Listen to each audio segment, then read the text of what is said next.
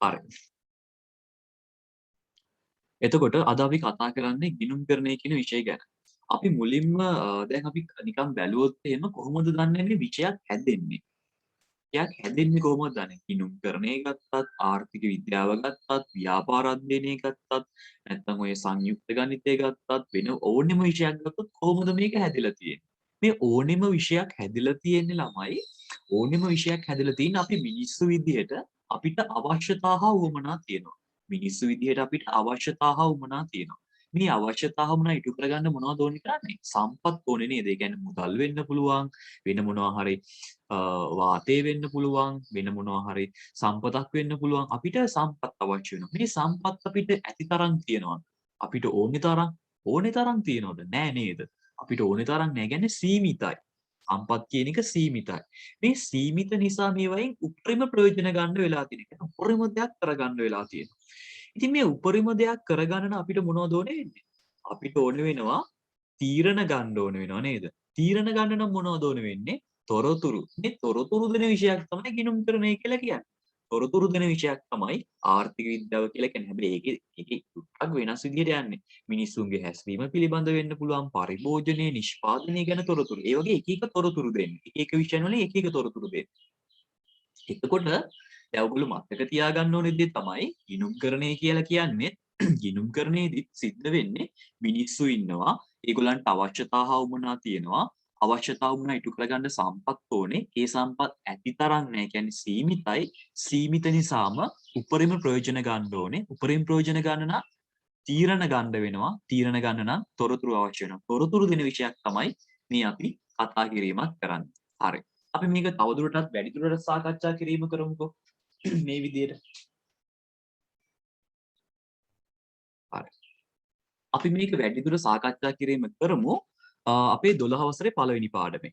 හරි. මම පොඩ්ඩක් මේකට එන්න කලින් ඔයගොල්ලන්ගේ පාඩම් ටිකත් පොඩ්ඩක් මතක් කරලා ඉන්නම්. අපිට සාමාන්‍යයෙන් තියෙනවා පාඩම් විෂය නිර්දේශය ගත්තොත් එහෙම 12 වසර සහ 13 වසර දෙකේදීම ඔයගොල්ලන්ට තියෙනවා පාඩම් 20ක්. පාඩම් 20ක් තියෙනවා. මේ පාඩම් 20 සාමාන්‍යයෙන් අපි අප්‍රේල් මාසේ මැයි මාස වෙනකොට ඉවර කරනවා සාමාන්‍යයෙන් අවුරුද්දක. ඒ කියන්නේ අගෝස්තු මාසේ එක්සෑම් එක තියෙන කාලෙකද. ඊට පස්සේ ඔයගොල්ලන්ට කියන්න විශේෂ දෙයක් තියෙන එක අමතක වුණා. දැන් අපේ පන්තියේ පොඩි විශේෂයක් තියෙනවා. ඔයගොල්ලෝ දැන් හිතන්නකෝ දැන් අපි මේ අවුරුද්ද ඉවරුණා ඊළඟ අවුරුද්දට ගියාම ඔයගොල්ලන්ට 12 වසරේ පන්තියට සාමාන්‍යයෙන් සහභාගී වෙන්න පුළුවන්. අපි ඒ කියන්නේ ඔයගොල්ලන්ට ඕනෙම 12 වසරේ පන්තියකට නොමිලේ සහභාගී වෙන්න පුළුවන්. ක්‍රම තියෙනවා. වෙනම රිවිෂන් එකක් අවශ්‍ය වෙන්නේ නැහැ එතකොට. ඒකම 12 වසරේ පන්තියටත් ඇවිල්ලා 13 පන්තියටත් ඇවිල්ලා ඒ ටික හදා ගන්නත් පුළුවන්. මේක කියන්න ඕනේ විශේෂයෙන්.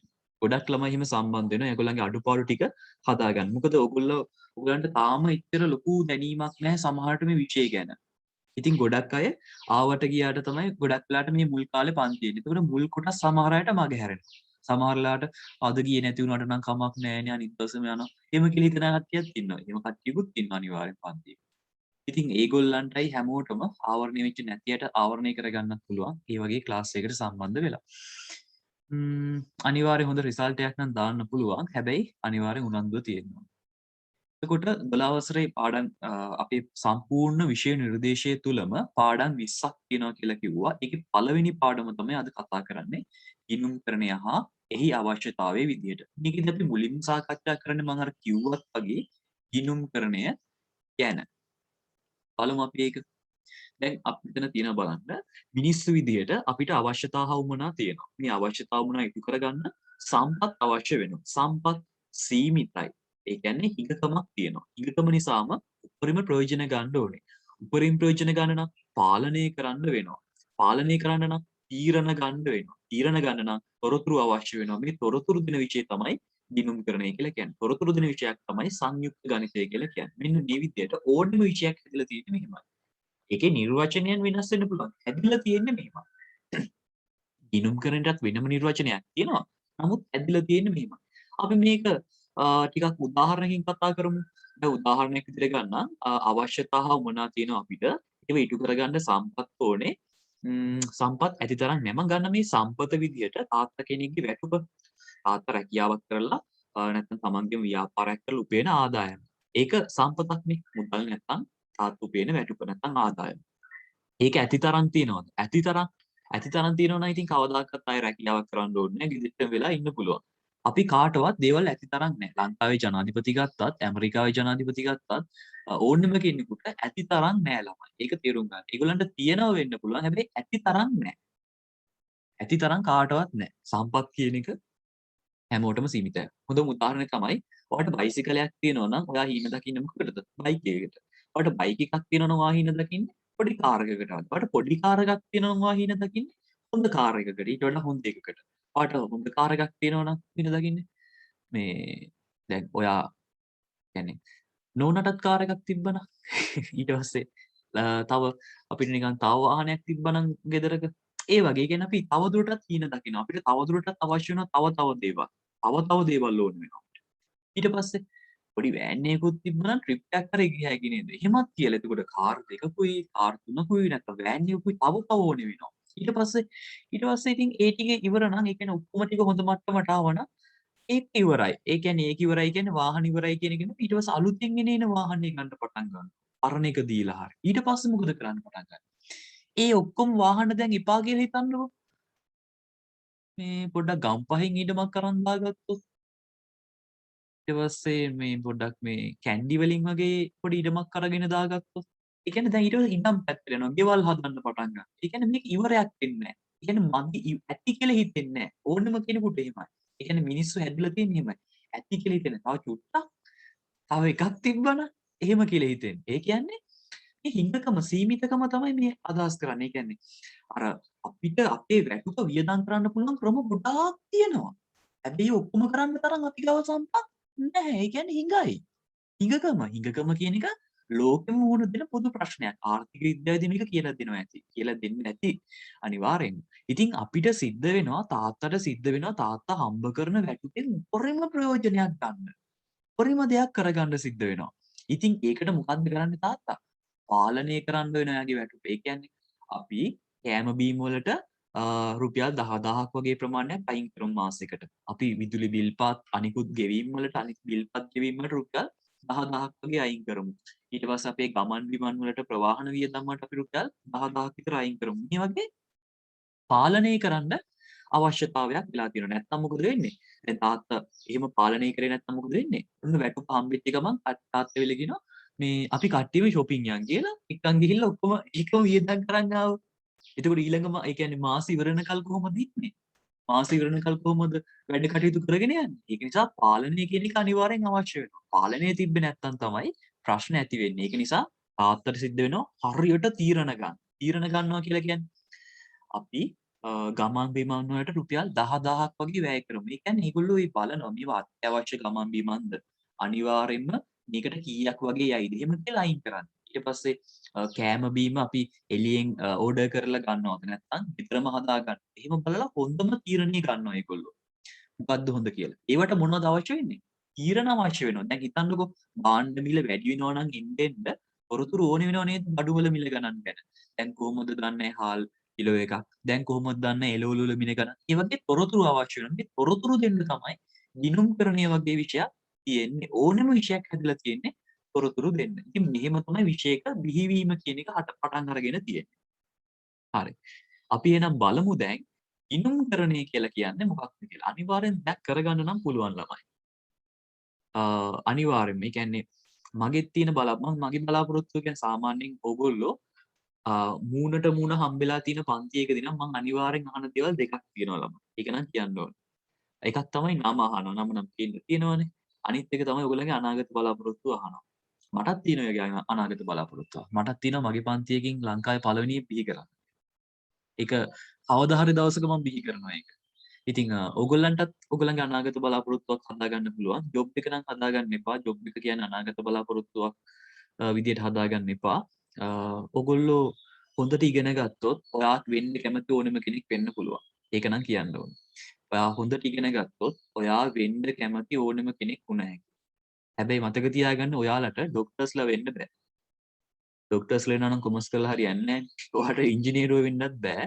ඔයගොල්ලෝ ඒ පැත්තෙන් නෙමෙයි යන්නේ. ඔයාලා කොමර්ස් පැත්තේ සයිඩ් එකේ තියෙන ඕනෙම තැනකට ඔයාට ගිය හැකි. ඔයාට තියෙන්න ඕනේ හොඳ අධ්‍යාපනයක්.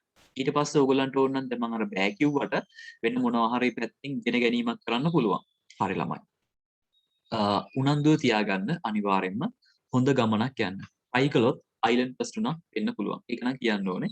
island plus 3ක් try කළොත් වෙන්න පුළුවන්. try කරන්න නැතුව කිසිම දෙයක් හම්බෙන්නේ නැහැ. අපි ඉලක්කයට වෙඩි තියනවා නම් නැත්නම් ඉලක්කයට දුන්නක් අරගෙන විදිනවා නම් අපි ඒම් එක ගන්න ඕනේ පළවෙනි රවුමට. පළවෙනි රවුමට ඒම් එක අරන් ගියොත් තමයි අඩුම තරමේ පළවෙනි රවුම වැටෙන්නේ. නැත්නම් දෙවෙනි එකට වැටෙන්නේ. අපි අර නිකන් ගොඩක් අය කරන වරදක් තමයි A level exam එකේදී S3ක් තිබ්බනම් නැතිනේ කියලා හිතාගෙන වැඩ කරනවා. S3 ගන්න බලාගෙන නිකන් අපි වැඩ කරනවා කියලා කියන්නේ ෆේල් වගේ තමයි. S3ක් එන්න පුළුවන්. හැබැයි යාට C3ක් එන්නේ නැහැ කවදාවත්. B3ක් එන්නේ නැහැ කවදාවත්. A3ක් එන්නේ නැහැ කවදාවත්. මොකද එයා වැඩ කරන්නේ 35 මට්ටමට. 35ක් ගන්න තමයි වැඩ කරන්නේ. ඔයා හිතන්නකෝ. දැන් හිතන්න ඔයා පේපර් එකකට උත්තර ලියනකොට ඔයා සාමාන්‍යයෙන් ලියන ඔක්කොම උත්තර හරි කියලා හිතාගෙන නේද ලියන්නේ. හැබැයි හරි නෑනේ උත්තර. ඔයා ඔක්කොම උත්තර හරි කියලා හිතාගෙන ලියන හැබැයි උත්තර හරි නැහැ. ඉතින් කවුරු හරි කෙනෙක් ලකුණු 35ක් ටාගට් කරලා ලියනවා නම් එයාගේ 35 මේයිද? එන්න පුළුවන් ඉතින් කලාතුරකින් නැත්තම් බොහෝ අයගේ එන්නේ නැහැ. ඒ කියන්නේ ෆේල් ඒගොල්ලෝ. ඒක නිසා අපි වැඩ කරනකොට උඩරිම පළවෙනි ටාගට් එකට යන්න වැඩ කරන අඩුම තරමේ පළවෙනිය වෙනවා කියලා හිතාගෙන වැඩ කළොත් තමයි දෙවෙනිය හරි වෙන්නේ. ඒක මතක තියාගන්න. අපේ දැන් ඔයා කිව්වේ නැති වුණාට කමක් නැහැ වෙන කෙනෙකුට. ඔයාගේ හිතේ හරි අරමුණක් තියාගන්න මම පළවෙනිය වෙනවා කියලා. එහෙම වුණොත් තමයි දෙවෙනිය හරි වෙන්නේ. මම දැකලා තියෙන ඔය ගොඩක් කට්ටිය කියනවා අරමුණු කියන එක වැඩක් නැහැ. ඒ කියන්නේ මේ අපි එන විදිහට තමයි ජීවත් වෙන්න ඕනේ එහෙම කියලා නෑ. ජීවිතේට අරමුණක් තියාගන්න. අරමුණක් තියාගත්තොත් තමයි අපිට ටාගට් එකක් තියෙන්නේ. නැත්නම් හැමදාම උදේ නැගිටලා තමයි කල්පනා කරන්නේ අද මොකද්ද කරන්න කියලා. හැබැයි ඔයාගේ අරමුණ ඔයා කලින් ඉඳන් තීරණය කරලා තිබ්බනම් ඔයා නැගිටිද්දිම දන්නවා මම මොකද්ද කරන්න ඕනේ කියලා. මම කියන එක තේරුම් ගන්න. ඒක නිසා අනිවාර්යෙන් හොඳ අරමුණක් තියාගෙන ඉන්න. එතකොට ඔයාලා කැමති දෙයක් කර හැකියි. කැමති දෙයක් කියලා කියන ළමයි ඔයාලට ගෙදර ඉඳන් හම්බ කරන්න පුළුවන්.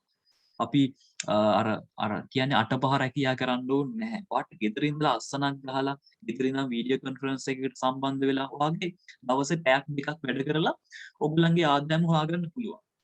බිස්නස්මන් කෙනෙක් වුණොත් නම් ටිකක් මහන්සි වෙන්න වෙයි. ඒ හැරවා රැකියාවක් කරන කෙනෙක් වුණොත් හොඳට ඉගෙන ගත්තොත් අනිවාර්යෙන් පොඩි සාකච්ඡාවක් වගේ තියලා ඉවර වෙලා එදා දවසේ වැඩ කටයුතු ටික අවසන් කරන්න පුළුවන්. හරි. අපි එහෙනම් තවත් කතාවක් ටිකක් අඩු කරලා අපි යමු පාඩමේ ඉතුරු කොටස් වලට.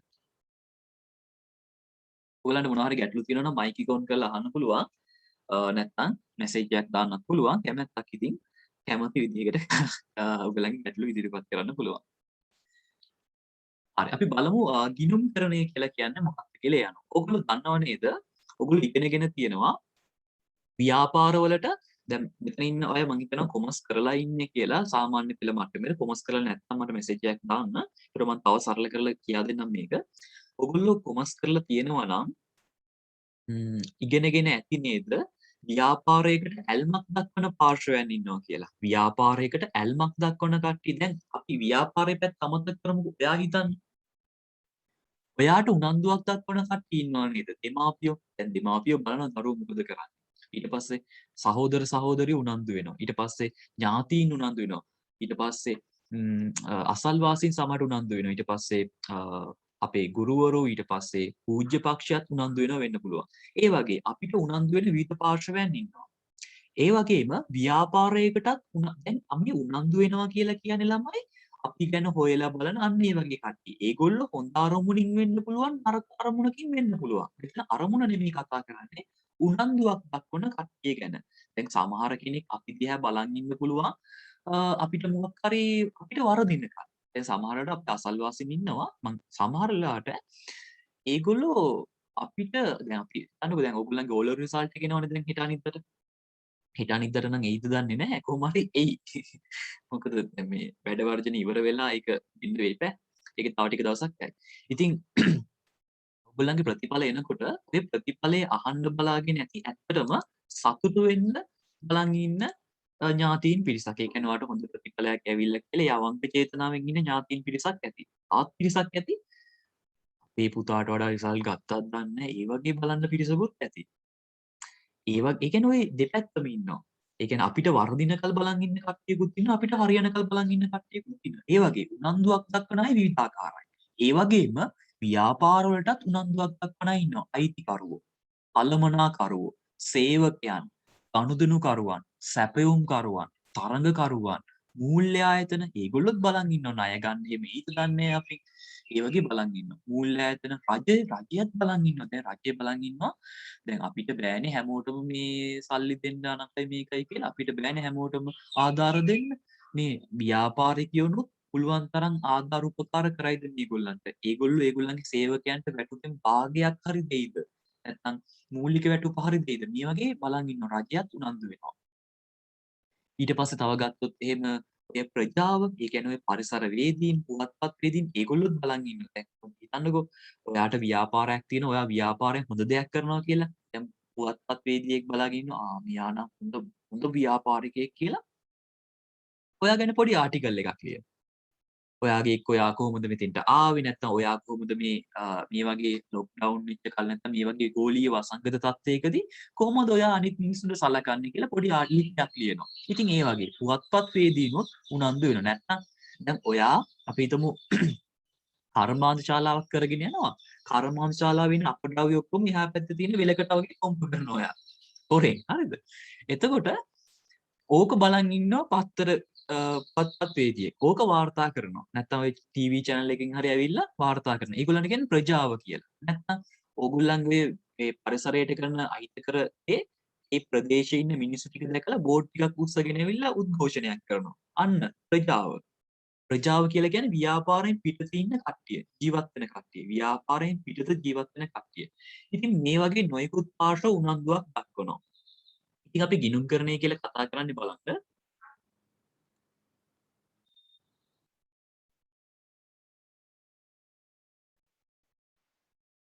උනන්දුවක් දක්වන පාර්ශ්ව තීරණ ගැනීම සඳහා ඔයගලන්ට මතක ඇති මම කිව්වා ඕන විෂයක් හැදිලා තියෙන්නේ මෙන්න මේ විදිහට බලන්න ගිණුම් උනන්දුවක් දක්වන අයට තීරණ ගන්න නේ උනන්දුවක් දක්වන අයට තීරණ ගන්න ගිණුම් කරන ඒකකයකට ගිණුම් කරන ඒකකයට මොකද්ද මේ ගිණුම් කරන ඒකකයක් කියලා කියන්නේ මේ ගිණුම් කරන ඒකකයක් කියලා කියන්නේ ගිණුම් කරන කටයුතු සිදු කරන ඕනෙම නිශ්චිත ඒකකයක් ගිණුම් කරන කටයුතු සිදු කරන ඕනෙම නිශ්චිත ආර්ථික ඒකකයක් ගිණුම් කරන කටයුතු සිදු කරන ඕනෑම නිශ්චිත ආර්ථික ඒකකයක් අරලවම කියනවා නම් ගණන් හදන්න පුළුවන් ඕනෙම ඒකකයක්.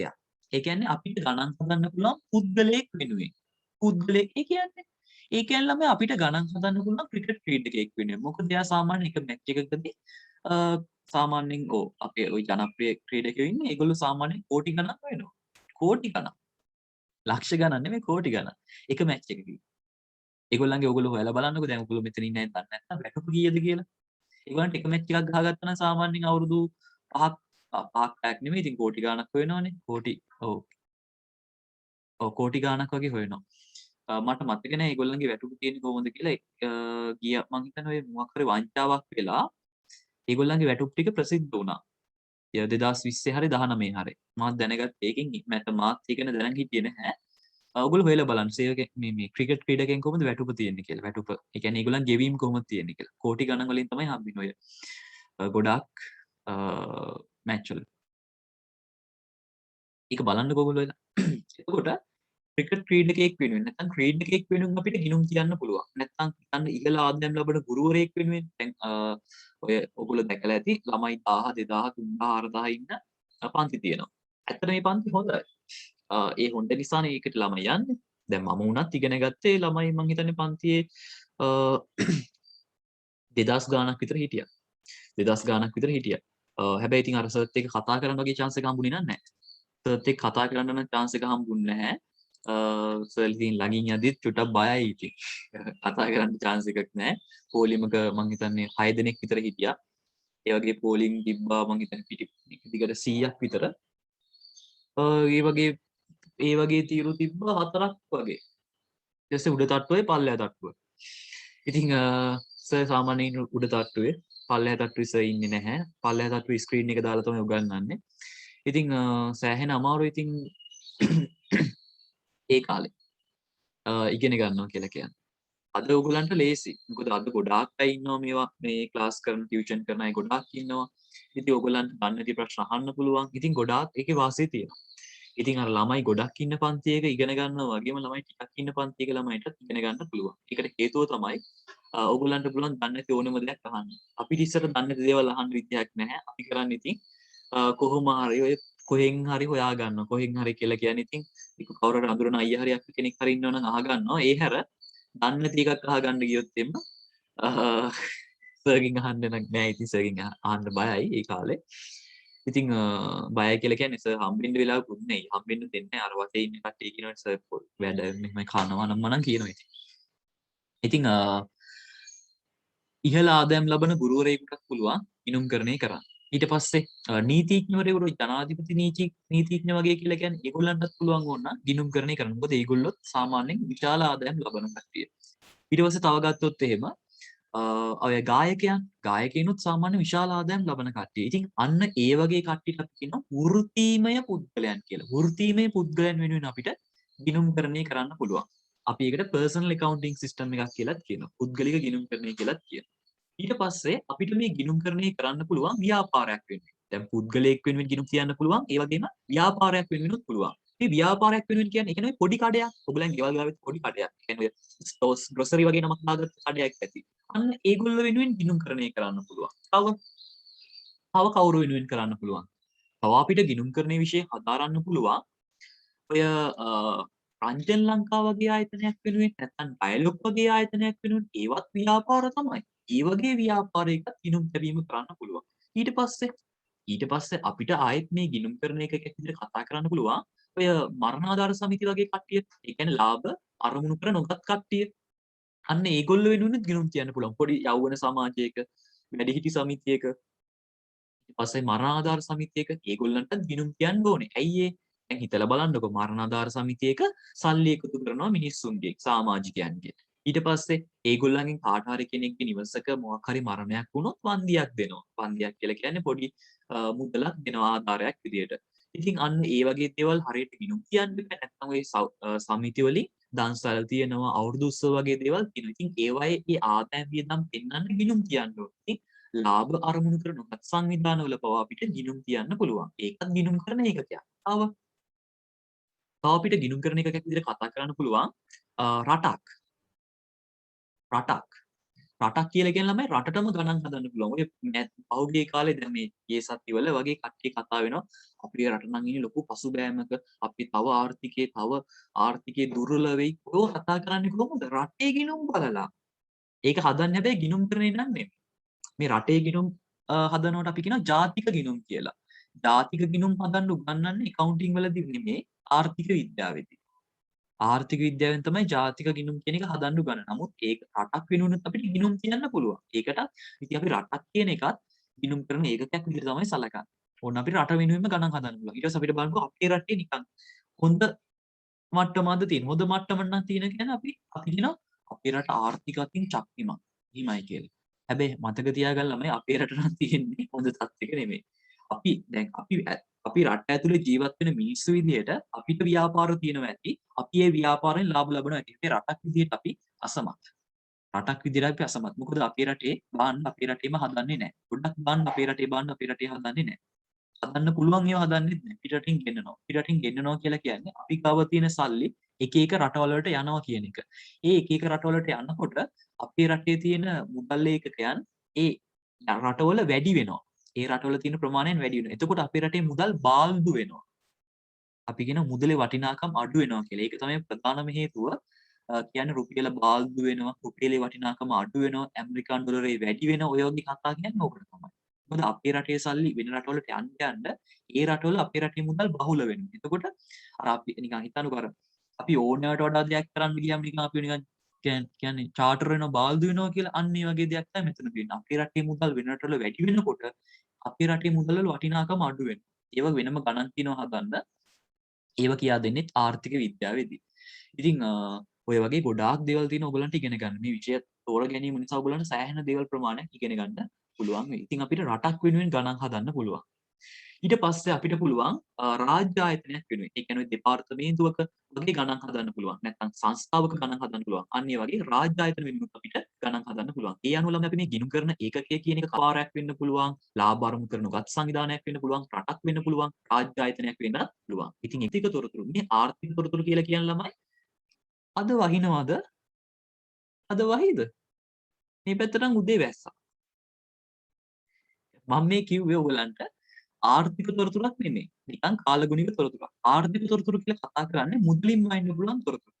මුදලින්ම අයින්න පුළුවන් තොරතුරු තමයි සාමාන්‍යයෙන් ආර්ථික තොරතුරු කියලා කියන්නේ. ඒ කියන්නේ අද නම් පායයි. ඒකද? නෑ. ඒක ආර්ථික නෙමෙයිනේ. ඒකත් කාලගුණයේ සම්බන්ධ එකක්. ඊට පස්සේ ආර්ථික කියලා කියන්නේ අපේ ව්‍යාපාරයේ සේවකයන්ගේ වැටුප රුපියල් 10000කින් ඉහළ නංවනවා. නැත්නම් ව්‍යාපාරයේ සේවකයන්ගේ වැටුප රුපියල් 20000යි. නැත්නම් මේ මාසේ විදුලි බිල රුපියල් 5000යි. ඊට පස්සේ ගිය අවුරුද්දේ අපේ ව්‍යාපාරයේ ලාභය රුපියල් ලක්ෂ 4යි. අන්න ඒවා ආර්ථික තොරතුරු. මුදල් මාධ්‍යයෙන් ඉදිරිපත් කරන තොරතුරු වලට අපි කියනවා ආර්ථික තොරතුරු කියලා. එතකොට දක්ෂ සේවකයෙක් ව්‍යාපාරේ ඉන්නවා කියන එක ආර්ථික තොරතුරක්ද? නෑ. ඉතින් ඒක දක්ෂ සේවකයෙක් කියන එක රුපියල් වලින්ම අයින්න බෑනේ. හැබැයි යාට ගෙවන වැටුප තිබ්බනම් අන්න ඒක ආර්ථික තොරතුරක් වෙනවා. එතකොට අපි මෙතනදී කතා කරන්නේ මුදල් පැත්තෙන් බලන තොරතුරු විතරයි. මුදල් මේ අගයකින් කියන තොරතුරු විතරයි. ආර්ථික තොරතුරු සැපයීමේ සමස්ත ක්‍රියාවලිය. ඒ කියන්නේ තමයි සමස්ත ක්‍රියාවලිය කියලා කියන්නේ මේවා එකතු කරන තැන ඉඳලා වාර්තා කරන තැන දක්වා සම්පූර්ණ ක්‍රියාවලිය. අපි කතා කරනවා ගිණුම්කරණය කියලා. එතකොට අපි බලමු එකපාරක් නිර්වචනයේ සම්පූර්ණයෙන්ම උනන්දුවක් දක්වන පාර්ශවයන්ට ඒ කියන්නේ වාට මතක් වෙන්න ඕනේ අයිතිකරෝ, කළමනාකරෝ, සැපයුම්කරෝ, ගනුදෙනුකරෝ, තරංකරෝ, මූල්‍ය ආයතන, රාජ්‍ය ප්‍රජාව ඒ කට්ටියම උනන්දුවක් දක්වන පාර්ශවයන්ට තීරණ ගැනීම සඳහා මොනවද තීරණ? එක එක තීරණ එක එක්කෙනාට තියෙන එක එක තීරණ. තීරණ ගැනීම සඳහා ගිණුම් කරන ඒකකයකට අදාළ. ගිණුම් කරන ඒකක පහක් තියෙනවා. පුද්ගලයෙක්, ව්‍යාපාරයක්, ලාභ අරමුණු කරන ගත් සංවිධානයක්, රටක්, රාජ්‍ය ආයතනයක් වගේ ගිණුම් කරන ඒකකයකට අදාළව. ආර්ථික තොරතුරු. ඒ කියන්නේ මුදලින්ම අයින්න පුළුවන් තොරතුරු සැපීමේ සම්පූර්ණ ක්‍රියාවලියට අපි කියනවා ගිණුම්කරණය කියලා. හරි. ඊට පස්සේ අපි බලමු කතා කරමු ගිණුම්කරණයේ ප්‍රධාන අරමුණ වෙන්නේ මොකක්ද කියලා. ගිණුම්කරණයේ ප්‍රධාන අරමුණ වෙන්නේ මොකක්ද කියලා බලමු. ගිණුම්කරණයේ ප්‍රධාන අරමුණ වෙන්නේ අරකම තමයි. ඒ කියන්නේ උනන්දුවක් දක්වන අයට තීරණ ගන්න තොරතුරු සපයන එක. බලන්න ගිණුම් කරන ඒකකය පිළිබඳව. ඒකක කිව්වම අර කලින් සෙට් එකම තමයි. පුද්ගලයෙක්, ව්‍යාපාරයක්, ලාභ අරමුණු කරන සංවිධානයක් වගේ කලින් කට්ටියම තමයි. පිළිබඳ උනන්දුවක් දක්වන කට්ටියට. ඒගොල්ලොත් අර කලින් කට්ටියම තමයි. අයිතිකරෝ ඒ සෙට් එකම තමයි. තීරණ ගැනීම සඳහා අවශ්‍ය වන්නා වූ ආර්ථික තොරතුරු sannivedanaya කරන එක. ඒ කියන්නේ විශේෂයෙන් මතක තියාගන්න ඕනේ මෙන්න මේක. sannivedanaya කරන එක තමයි අරමුණ වෙන්නේ. මොකක් sannivedanaya කරන එකද? ගිණුම් කරන ඒකකයක් පිළිබඳ උනන්දු වෙන කට්ටියට තීරණ ගන්න තොරතුරු sannivedanaya කරන එක. ඒ කියන්නේ දෙන එකට තීරණ ගන්න තොරතුරු දෙන එක තමයි ගිණුම් කරන්නේ ප්‍රධාන අරමුණ වෙන්නේ. ඒ කියන්නේ කොහොමද මේවා දෙන්නේ? කොහොමද මේවා දෙනව ඇත්තේ? තොරතුරු කොහොමද දෙන්නේ? sannivedanaya කරන්නේ. sannivedanaya කරන්නේ මෙහෙමයි. ඔයාලා අහලා තියෙනවද annual report කියලා එකක්? නැද්ද? එහෙනම් මූල්‍ය ප්‍රකාශන කියලා එකක් අහලා තියෙනවද? අහලා ඇති. ඔගොල්ලෝ කොමර්ස් කරා නම් අනිවාර්යෙන්ම ඔගොල්ලෝ 11 වසරේදී හදනවා මූල්‍ය ප්‍රකාශන කියලා ගණන්. අන්න ඒ මූල්‍ය ප්‍රකාශන වලින් මොකක්ද කරන්නේ? ව්‍යාපාරයක ලාභදායීත්වයයි මූල්‍ය තත්ත්වයයි හොයන එක. ව්‍යාපාරයක ලාභදායීත්වයයි මූල්‍ය තත්ත්වයයි හොයන එක තමයි මේකෙන් කරන්නේ. ඒ කියන්නේ ව්‍යාපාරේ ලාභද පාඩුද කියලා දැනගන්න එක. ඉතින් ඔයා හිතලා බලන්න ඔයා ව්‍යාපාරිකයෙක් විදිහට ඔයාගේ ව්‍යාපාරයේ මූල්‍ය ප්‍රකාශන කියලා ගණන් හදලා තියාගන්නවා. අපි හිතමු මෙන්න මං ගාව තියෙනවා මූල්‍ය ප්‍රකාශන කියලා. මං ගාව මෙහෙම පොතක් තියෙනවා. හරිද? ඉතින් මම මේ තියාගන්න පොත ව්‍යාපාරයේ තියලා තියෙනවා ඔන්න. දැන් ඔයා මගේ බිස්නස් එකට ඇවිල්ලා, ඒ කියන්නේ කස්ටමර් කෙනෙක් විදිහට හිතන්න. ඔයා ඇවිල්ලා කියනවා මේ ඔයගොල්ලන්ගේ මේ මූල්‍ය වාර්තා එහෙම මට බලන්න පුළුවන්ද කියලා. මම කියනවා හරි දෙන්නම් කියලා. මං ගාව තියෙන මූල්‍ය වාර්තා ටික මං ඔයාලට දෙනවා. ඒකට මේ ඕන කෙනෙකුට දුන්නේ නැහැ කිද? ඉල්ලගත්ත හැකිද? පුළුවන්. ඒකේ ප්‍රශ්නයක් නැහැ. ඒ කියන්නේ ඕනෙම කෙනෙක් ගිහිල්ලා ඔයාට අයිතිය තියෙනවා ව්‍යාපාරකින් ඒගොල්ලන්ගේ මූල්‍ය ප්‍රකාශන ඉල්ලන්න. ඒගොල්ලන්ගේ යුතුයකමක් තියෙනවා ඒවා ලබා දීමක් කරන්න. එතකොට ඔයා එහෙමයි කියලා ඔයගොල්ලන්ගේ ගෙවල් ගාව තියෙන පොඩි කඩේට ගිහිල්ලා කියන්න එපා මට මූල්‍ය ප්‍රකාශන පොඩ්ඩක් දෙනවද කියලා. එහෙම ඔයාලට බැනුමක් අහගන්න තමයි වෙන්නේ ඒ පැත්තෙන්. සාමාන්‍යයෙන් ඔය පොඩි කඩේකට ගිහිල්ලා ඉල්ලන්න යන්න එපා. ඔයාලට බැංකුවකින් ඕක ඉල්ලුව හැකියි. මොකද පොඩි කඩේක මුදලාලි කෙනෙක් ඕවා හදන්නේ නැහැ ඇත්තටම. ඒගොල්ලන්ට ගිණුම් ක්‍රමය හදන්න පුළුවන්. නමුත් ඒගොල්ලෝ හදන්නේ නැහැ. බොහෝ අය හදන්නේ නැහැ. ඒගොල්ලෝ විධිමත්ව කරා යන අය නෙමෙයි. ඔය එයාට හිතුණු වෙලාවට කඩේ ඇරලා, එයාට හිතුණු වෙලාවට වහන අය ඉන්නවා. සමහරට දැනුම නැති කට්ටිය ඉන්නවා. ඒ කියන්නේ එයාට අත්දැකීම් තියෙනවා හොඳටම. සමහරට පරම්පරාවෙන් ඒ කඩේ කරගෙන ඇවිල්ලා දැනුමක් තියෙනවා. හොඳ අත්දැකීමක් තියෙනවා. නමුත් එයාට අර එයාට මේ මූල්‍ය ප්‍රකාශන දන්න තරම් දැනුමක් නැහැ. එයා ඒ පැත්තකින් ඉගෙනගෙන නැහැ. එයා හැබැයි දන්නවා මේ කවුරු හරි කෙනෙක් බඩු ටිකක් ණයට ගත්තොත් ඒක වාර්තා කරගන්න, ණය ගෙව්වොත් ඒක එකකින් හරි කපලා තියාගන්න. එයා ඒක දන්නවා. ඒ හැර එයා ගිණුම් කරන්නේ මේ මූල්‍ය ප්‍රකාශන හදන්න දන්නේ නැහැ. ඉතින් මම කියන්නේ මේ මූල්‍ය ප්‍රකාශන හදන ව්‍යාපාරයක් ගැන. අන්න ඒගොල්ලෝ ගාවට ගිහිල්ලා ඔයාට පුළුවන් ඉල්ල ගන්න. නැත්තම් ඔයාට පුළුවන් කොටස් වෙළඳපොලේ වෙබ්සයිට් එකට යන්න. ඒ කියන්නේ Colombo Stock Exchange CSE කියන ඇප් එකට යන්න පුළුවන්. මේක ඔය App Store වල Play Store වල වගේ තියෙනවා. ඒකෙන් ඩවුන්ලෝඩ් කරගන්න පුළුවන්. නැත්නම් ඒගොල්ලන්ගේ මේ වෙබ්සයිට් එකට ගිහිල්ලා ඔයාට කොටස් වෙළඳපොලේ වෙබ්සයිට් එකට ගිහිල්ලා ඒගොල්ලන්ගේ ඒ සයිට් එකෙන් ගන්න පුළුවන් ඇනුවල් රිපෝට් මූල්‍ය ප්‍රකාශන. ඒව අරගෙන බලන්න පුළුවන්. ඔයගොල්ලෝ දන්නවද සාමාන්‍යයෙන් අපේ රටේ කොටස් කොහොමද යන්නේ කියලා? සාමාන්‍යයෙන් ওই ඩයලොග් සමාගමේ වගේ ගත්තොත් ඔයගලන්ට ඩයලොග් සමාගමේ කොටස් මිලදී ගන්න පුළුවන්. ඊට පස්සේ සම්පත් බැංකුවේ කොටස් මිලදී ගන්න පුළුවන්. ඊට පස්සේ LOLC ආයතනයේ පුළුවන්. ඔය ඇපොලෝ හොස්පිටල් ඒවයි පුළුවන්. ඒ වගේ ආයතනවල ඔයගලන්ට පුළුවන් කොටස් මිලදී ගන්න. ඔයගොල්ලෝ දන්නවද කොටස් වල මිල ගණන් යන්නේ කීයද කියලා? මම මෙහෙම කියන්න හේතුවක් තියෙනවා. මේ කොටස් වල මිල ගණන් යන්නේ සාමාන්‍යයෙන් ඩයලොග් සමාගමේ මට මතක විදිහට රුපියල් 10 වගේ තියෙනවා. රුපියල් 10 ඒ වගේ ගණන්. සම්පත් බැංකුවේ කොටස් වල මිල ගණන් තියෙන රුපියල් 50 51 52 ඒ වගේ ගණන් තියෙනවා. ඉතින් ඔයගොල්ලන්ට පුළුවන් ඔයගොල්ලෝ ගාව තියෙන සල්ලි ඒවට දෙන්න.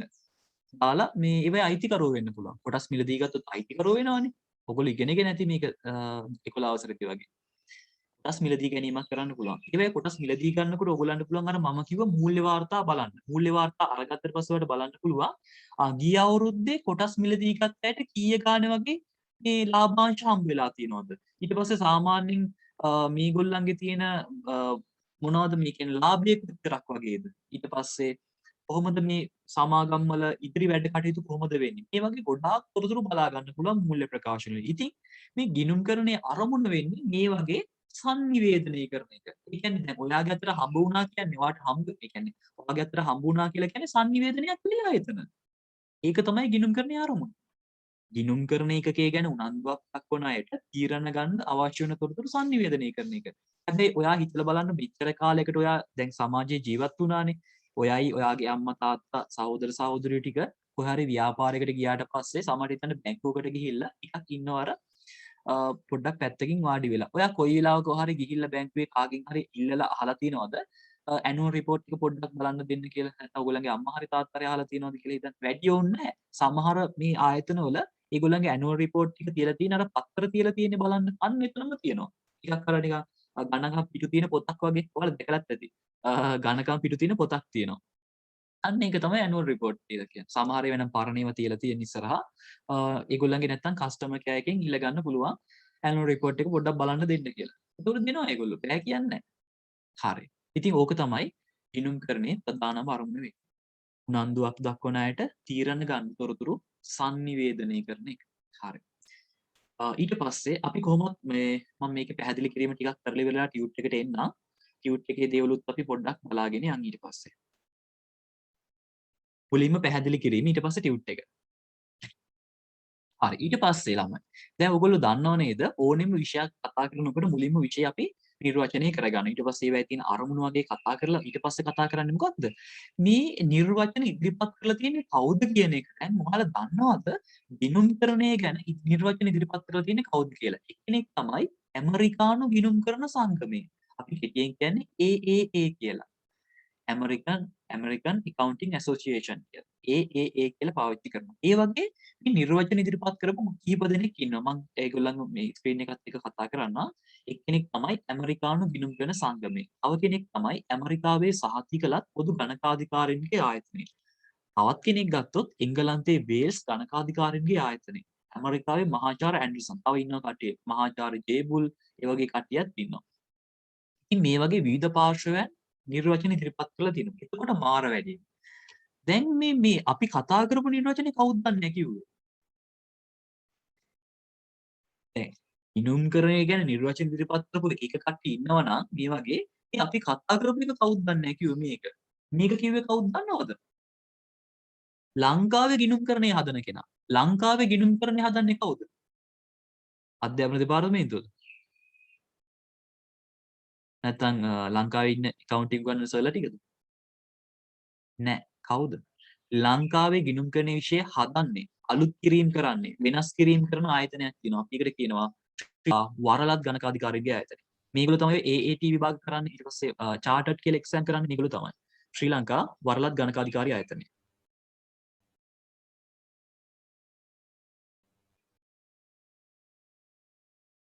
ශ්‍රී ලංකා වරලත් ගණකාධිකාරී ආයතනය තමයි ලංකාවේ ගිණුම්කරණයේ විෂය වෙනස් කිරීම අලුත් කිරීම කරන්නේ. එතකොට මේගොල්ලෝ කියන විදිහට තමයි ළමයි අපි උගන්වන්නේ. නැත්නම් ඔය මේ වෙන කවුරු හරි කියන දෙයක් අහලා අපි ඔයගලන්ට උගන්වන්නේ නැහැ. දැන් මම උනත් උගන්වන්නේ මේගොල්ලෝ කියලා තියෙන්නේ මොනවද කියලා බලනවා. මේගොල්ලෝ කියලා තියෙන විදිහට තමයි මම උනත් උගන්වන්නේ. මොකද මේගොල්ලෝ කියන සමහර දේවල් වැඩක් නැහැ. ඒ ලෙවල් වලට මේක වැඩක් නැහැ. මේක විභාග වලට එන්නේ නැහැ. එහෙම කියලා කියනවා. ඒක අපි කියා දෙන්නේ.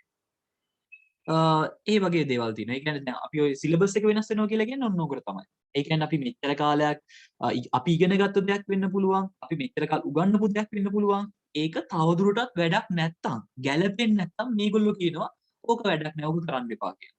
ඒකට අපි ඒක කරන්නේ නැහැ. ඒ වගේම තමයි මේගොල්ලෝ කියන විදිහට තමයි ඒගොල්ලෝ කියන සිලබස් එකේ විදිහට තමයි ඕගොල්ලන්ගේ පේපර් එකත් හැදෙන්නේ. පේපර් මේගොල්ලෝ එපා කිව්ව දෙයක් දාලා පේපර් එක හදන්නේ නැහැ. ඒක හොඳට මතක තියාගන්න.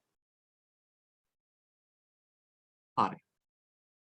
බලමු අපි එතකොට. වරලත් ගණකාධිකාරී ආයතනය තමයි ලංකාවේ ගිණුම්කරණයේ විෂය හදන්නේ. අනිර්වචන ඉදිරිපත් කරපු දෙන්නෙක් වගේ මතක තියාගන්න ඕගොල්ලන්ගේ දැනුමට වගේ. ඒ හැර මේවා පාඩම් කරන්න වෙන නම් එපා. මේවා පාඩම් කරන එක අවශ්‍ය නැහැ.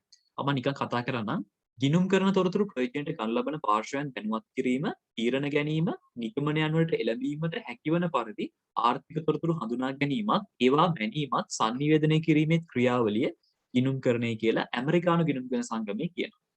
ඇමරිකාවේ සහතිකලත් පොදු ගණකාධිකාරීන්ගේ ආයතනය. ඒගොල්ලෝ කියන විදිහට ව්‍යාපාරයක යටත් පිරිසෙයින් අර්ධ වශයෙන්ම මූල්‍ය ස්වරූපයක් ගන්නා ගනුදෙනු හා සිද්ධි සුවිශේෂී ආකාරයකට මුදල් මාධ්‍ය උපයෝගී කරගෙන සටහන් කිරීමේ වර්ග කිරීමේ සාරාංශ කිරීමේ ක්‍රියාවලියේ ප්‍රතිඵල විවරණය කිරීමේ කලාව ගිණුම්කරණය කියලා ඒගොල්ලෝ කියනවා. ඊට පස්සේ මේ එංගලන්තයේ වේල්ස් ගණකාධිකාරීන්ගේ ආයතනය කියන විදිහට ගත්තොත් ගිණුම් තැබීමේ මූලධර්ම, සංකල්ප, ධර්මතා, නීති පිළිබඳව හැදෑරීම කරන විෂයක් කියලා. මහාචාර්ය ඇන්ඩර්සන් කියන ඇමරිකාවේ ගිණුම්කරණයේ පණිවිඩ හුවමාරු ක්‍රමයක් කියලා. එමගින් ආර්ථිකමය තීරණ ගැනීමට අවශ්‍ය තොරතුරු සැකසීම, මැනීම, sannivedanaya සිදු කරයි. ඉතින් ලංකාවේ කට්ටිය මොකද කළේ? මේ හැමෝම කිව්ව නිර්වචන එකතු කරලා පොදු නිර්වචනයක් හදලා තියෙනවා. මෙන්න මේ විදිහට උනන්දුවක් දක්වන අයට කියලා. මේවා අහනවා. ඒක නිසා මේවා පාඩම් කරගන්න වෙනවා. අර අනිත් අය කිව්ව නිර්වචන නම් අහන්නේ නැහැ. ඒගොල්ලන්ගේ මේ නම් ටිකක් විතර මතක තියාගන්න. අපේ රටේ නිර්වචන නම් අනිවාර්යෙන් වගේ ඔයගොල්ලන්ගේ ෆස්ට් ටර්ම් එකේ අහනවා. A level වලට නම් ඉතින් ඔක අනිවාර්යෙන් අහනවා කියන්නේ නැහැ. මොකද ඊට වඩා ප්‍රශ්න තියෙනවා A level පේපර් වල අහන්න. අර ඔයගොල්ලන්ගේ මුල් ටර්ම් වල අනිවාර්යෙන් මේක එනවා. හරි. අපි බලමු ඊළඟට ගිණුම් කරන ඒකකය ගැන. දැන් ඔයාලට මතක ඇති මම ඒකකය ගැන කිව්වා කලින්. ඒකක කියන්නේ කාටද? ඒකක කියන්නේ මොනවද කියලා. අපි බලමු ගිණුම් කරන ඒකක මොනවද කියලා. ගිණුම් කරන කටයුතු සඳහා පදනම් කරගනු ලබන ඕනෑම නිශ්චිත ආර්ථික ඒකකයක්. ගිණුම් කරන කටයුතු කරන්න පදනම් කරගන්න ඕනෑම නිශ්චිත ආර්ථික ඒකකයකට අපි කියනවා ගිණුම් කරන ඒකකයක් කියලා. ඒක පුද්ගලයෙක් නම් පුද්ගල ගිණුම් කරන්නේ. මතකනේ වෛද්‍යවරුන්, නීතිඥයන්, සංගීතඥයන්, ගුරුවරුන්, ක්‍රීඩකයන් වගේ කට්ටිය. ඊට පස්සේ ව්‍යාපාරයක් වෙන්නත් පුළුවන්. අපි ඒකට ව්‍යාපාර ගිණුම් කරන්නේ කියලා කියනවා. ඊට පස්සේ දැන් ඔයා ඉන්න ශ්‍රේෂ්ඨය අනුව ඔයාට මේක තෝරගන්න පුළුවන්. දැන් මම ඉහළ ආදායම් ලබන කෙනෙක් නම් මම පුද්ගල ගිණුම් කරන්නේ තමයි තෝරගන්නේ. මම පුද්ගලයෙක්නේ. ඊට පස්සේ මම බිස්නස් එකක් කරන කෙනෙක් නම් මම තෝරගන්නේ ව්‍යාපාර ගිණුම් කරන්නේ. මම මොකද ව්‍යාපාරිකයෙක්නේ. ඒ වගේ. ඊට පස්සේ මම රාජ්‍ය ආයතනයක වැඩ කරන කෙනෙක් නම් නැත්නම් රාජ්‍ය ආයතනයක ප්‍රධානියෙක් නම් මම තෝරගන්නේ මම කරන්න ඕනේ රාජ්‍ය ගිණුම් කරන්නේ. ඒක චුට්ටක් වෙනස්. ඔයගලන්ට රාජ්‍ය ගිණුම් කරන එක ඉගෙන ගන්නන්නේ නැහැ අපි. රාජ්‍ය ගිණුම් කරන එක ඉගෙන ගන්න ඔයගලන්ට කැම්පස් එකටම යන්න වෙනවා. නැත්තම් ඒක ඒ ආයතනයක දැන් කැම්පස් එකේ වගේ ඩිග්‍රී මේක කරේ නැත්තම් එහෙම ඔයාලට වෙනම තමයි ඉගෙන ගන්න වෙන්නේ. මම හිතන්නේ දැන් ඔයගොල්ලෝ ආර්ථික විද්‍යාවේ අපේ කේෂර සර්ගේ පන්තියට සම්බන්ධ වෙන සර් කියා දෙන්නේ නැති ගොඩාක් දේවල් ඔයගොල්ලන්ට ඉගෙන ගන්න සබ්ජෙක්ට් සෑහෙන සංඛ්‍යාවක් තියෙනවා කියලා. ඒ කියන්නේ ළමයි ඔයාලා මෙතන දැන් හිතන්නකෝ විෂයන් 3ක් ඉගෙනගෙන මේ දැන් මේ A level වලට accounting ගිණුම් කරන්නේ ආර්ථික විද්‍යාව ව්‍යාපාර අධ්‍යයන වගේ විෂයන් 3ක් හදාරලා විශ්වවිද්‍යාලයට යනවා. ඔයා විශ්වවිද්‍යාලෙද කොච්චර සබ්ජෙක්ට් ඉගෙන ගන්නවද? සාමාන්‍යයෙන් අවුරුදු 3ක වගේ ඩිග්‍රියක් නම් සබ්ජෙක්ට් 36ක් විතර ඉගෙන ගන්නවා. අවුරුදු 4ක වගේ ඩිග්‍රියක් කරොත් එහෙම ඊට වඩා සබ්ජෙක්ට් මං හිතන්නේ නෙමෙයි සාමාන්‍යයෙන් 48ක් 60ක් ආසන්න ප්‍රමාණයක් යන්න පුළුවන්. ඒ කියන්නේ විෂයන් ඇහෙන දැනුමක් වාට එකතු කරගන්න පුළුවන් ඒකේ. ඒකයි සමහර අය කියන්නේ මම මේ සබ්ජෙක්ට් කීපයක් ෆේල් වුණා නම් මනම් කියලා කියනවා ඔය අහලා ඇති. ඒගොල්ලෝ ඒ කියන්නේ සමහර කෑලි අසමත් වෙනවා. ඉතින් ඒගොල්ලන්ට ආයේ මේ පාස් වෙන්න අවස්ථාව තියෙනවා. ඒ කියන්නේ සාමාන්‍යයෙන් කැම්පස් එකක අවුරුදු නෙමෙයි. ඔව්. අවුරුදු 7ක් දෙනවා දැන්. ඉස්සර අවුරුදු 10ක් දුන්නා. ඉස්සර ඒ කියන්නේ ළමයි ඒ කියන්නේ දැන් හිතන්නකෝ මම කැම්පස් එකට යනවා කොහොමද කියන්නේ මම කැම්පස් යනවා අවුරුදු 4ක ඩිග්‍රී එකට. අවුරුදු 4ක ඩිග්‍රී එක කරන තමයි මම යන්නේ කැම්පස් එකට. ගියාම මම හිතන්න මම ඒකේ තියෙන සමහර විෂයන් ටිකක් අසමත් වෙනවා කියලා. මම ෆේල් වෙනවා. ෆේල් වුණාට පස්සේ මට ඒක කරන්න අවුරුදු 7ක් දෙනවා ඒගොල්ලෝ. ඒ විෂයන් ටික කරන්න ආයෙ පාරක් කරන්න අවුරුදු 7ක් දෙනවා. ඒ කියන්නේ මට අවුරුදු 7ක් යනකල් කැම්පස් ගිය හැකි වුණා. ඊට පස්සේ බෑ. ඊට පස්සේ ඕන්න නිකන් ගිය හැකි කාලා මොනවා හරි මට දැනට හිතුනොත් මෙතන යන ගමන් මොනවා හරි මේ කැන්ටින් එකට ගිහලා තේ එකක් එහෙම බීලා යන්න කියලා මම යනවා. හැබැයි යන්නේ නැහැ. ඒක වෙනම දෙයක්. ඉතින් ඒ වගේ. ඒ කියන්නේ අපිට එහෙම පුළුවන්. අනිවාර්යයෙන් ඔයගොල්ලෝ යන්න ඕනේ ළමයි. එතන තියෙන වෙනම සංස්කෘතියක් තියෙනවා. එතන ගොඩාක් දේවල් ඔයගොල්ලන්ට ඉගෙන ගන්න පුළුවන්. ඒ කියන්නේ සමහර විට ඔයගොල්ලෝ දැන් අපි හිතමු මෙතන ඉන්න සමහරට ඔයගොල්ලෝ මික්ස් ස්කූල් එකකට යන්නේ නැති. නැත්නම් ගර්ල්ස් හරි බොයිස් හරි කොලෙජ් එකකට යන්නේ නැති. එහෙම කොහොම ගියත් අර අතන ඉන්න පිරිස ගොඩක් ඒ කියන්නේ වාට් එක්ක අර ලෙන්ගතු වෙනවා. ඒ කියන්නේ හොඳ පිරිසක් හදා ගන්න පුළුවන්. ඒ කියන්නේ හොඳ යාළුවෝ සෙට් එකක් කියලා කියන්නේ හොඳ සෙට් එකක් කියලා කියන්නේ හොඳ යාළුවෝ කට්ටියක් හදා ගන්න පුළුවන්. හැබැයි ඉතින් අර ඒක පළවෙනි අවුරුද්දේ වගේ හැදුනොත් මිසක් නැත්නම් ආයෙ හදා ගන්න නම් බෑ ඉතින්. මොකද ඒක ඇති වෙන්නේ ඒ කියන්නේ අර නිකන් අපි එක වසරට ගියාට පස්සේ එක වසරේදී හම්බෙච්ච යාළුවෝ සමහරට අපි සාමාන්‍ය පෙළ A level කරනකොලුත් අපිත් එක්ක ඉන්නේ අන්න ඒ වගේ බැඳීමක් තමයි ඇති වෙන්නේ. ඒක අනිවාර්යයෙන් ඔයගලන්ට අත්දැකීම හම්බෙයි. මොකද එකට කට්ට කාලා එකට බැනුම් අහලා එකට රැක් වෙලා එහෙම කරාම ඒ ඉදේ ඇති වෙනවා සාමාන්‍යයෙන්. ඉතින් හැබැයි ඔයගලන්ට ඒක වෙයිද දන්නේ නැහැ. මොකද ඔයාලා මේ ඉන්නේ ඇත්තටම මට හිතෙන විදිහට ඔයාලා එච්චර ඒ කියන්නේ ඔයාලා ටිකක් වාසනාවන්ත නැහැ. ඇයි දන්නවද? ඕගොල්ලන්ට ගොඩක් වෙලාවට දැන් වාසනාවන්ත නැහැ කියන හේතුව තමයි ඕගොල්ලන්ට අර භෞතිකව ගිහිල්ලා ඉගෙන ගන්න chance එක හම්බ වෙනවා අඩුයිනේ. දැන් හිතන්නකෝ දැන් වැඩි ඕනේ නැහැ 2020 sorry 2022 A level ලියන බැච් එක 2022 ඒ කියන්නේ මේ නොවැම්බර් මාසේ නෙමේ ලබන අවුරුද්දේ A level ලියන කණ්ඩායමේ කට්ටිය සති දෙකක් වගේ තමයි ඉස්කෝලේ ගියේ. ඉස්කෝලේ ගියේ සති දෙකක් විතර. මොකද ඉස්කෝලේ පටන් අරගෙන සති දෙකකින් විතර පස්සේ සමහර අයට යන්නම් බැරුව ගියා. අර සමහර අයගේ පාසල් ටිකක් පරක්කු වෙලානේ පටන් ගන්න. ඒක නිසා ඉතින් 2022 කණ්ඩායම සති දෙකක් විතර තමයි ඉස්කෝලේ යන්න පුළුවන් වුණේ. ඒගොල්ලොත් එතකොට තාම ඉස්කෝලේ නැහැ. අපි දන්නේ නැහැ මේ ප්‍රශ්නේ කවද ඉවර වෙයිද කියලා සමහරට A level ලියනකලුත් ඒගොල්ලන්ට ඉස්කෝලේ යන්න බැරි වෙයි. ඉතින් හිතලා බලන්න. දැන් සමහර අය සාමාන්‍ය පෙළ විතරක් තියෙන පාසල් වලින් A level වලට යන්නේ ලොකු බලාපොරොත්තුවක් තියාගෙන මේ ඉස්කෝලේ අවුරුදු දෙකක් ඉගෙන ගන්නවා කියලා ආසාවෙන් යන්නේ. හැබැයි ඒගොල්ලන්ට සති දෙකක් විතර තමයි හම්බුනේ. අර ඒකේ තියෙන එක ප්‍රෝග්‍රෑම් වලට සම්බන්ධ වෙන්න ඊට පස්සේ යාළුවොත් එක්ක ෆ්‍රෙන්ඩ්ෂිප් එක හදාගන්න. ඒ මුකුත් නැතු යනවා. එතකොට නිකන් අර පාරේදී හම්බුණා දැක්කේ නෑ වගේ තමයි යන්නේ. ඇයි දන්නේ නෑනේ. එච්චර ෆිට් එකක් නෑනේ යාළු ෆිට් එකක් නෑනේ. ෆෝන් එකෙන් අපි සමහර මෙසේජ් එකක් දැම්මට මිනිස්සයව දැකලා තියෙනවනේ. ඉතින් අපි ගන්න ඒ කියන්නේ අපි ඒ කියන්නේ අර ඒක එක පැත්තකින් නිකන් අවාසනාවන්තකමක් වගේ. ඉතින් ඕක ඔයගොල්ලෝ හිතන්න බලන්න කැම්පස් එකටත් ඕක වුණොත් එහෙම. දැන් 2019 බැච් එකට වෙලා තියෙන ඕක. කට්ටියම WhatsApp group වලින් Telegram group වලින් තමයි ඉගෙන ගන්න. link එකේ වුණා Zoom එකෙන් connect වෙනවා. ඉතින් ඒගොල්ලන්ගේ අර සුහදත්වය ගොඩක් අඩුයි. ඉතින් අර ප්‍රශ්න එකදී එකට එකතු වෙනවා සෑහෙන්න අඩුයි. ඉතින් ඒකයි මම එහෙම කියන්න හේතුව. ඉතින් අනිවාර්යෙන් විශ්වවිද්‍යාලයට යන්න. එතකොට ඔයගොල්ලන් දේවල් ගොඩාක් ඉගෙන ගන්න පුළුවන්. හරි. ඉතින් අපිට මේ රාජ්‍ය ගිණුම් ක්‍රමය කතා කරන්නත් පුළුවන්. හැබැයි අපි කතා කරන්නේ නැහැ මේක ඔයගොල්ලෝ පස්සේ කාලෙක තමයි ඉගෙන ගන්න. මම පුද්ගල ගිණුම් ක්‍රමය කියා දෙනවා. මහා දෙයක් නෑ එතන. ව්‍යාපාර ගිණුම් ක්‍රමයක් කියා දෙනවා. මේක නෑ උගන්වන්න. ජාති ගිණුම් ක්‍රමයේ තියෙන ආර්ථික විද්‍යාවේදී ඊට පස්සේ මේ පොදු ගිණුම් කරණේ තියෙන්නේ ඒකත් මම කියා දෙනවා. මම එතකොට කියා දෙන්නේ මේ හරි දාපු ටික විතරයි. හරි.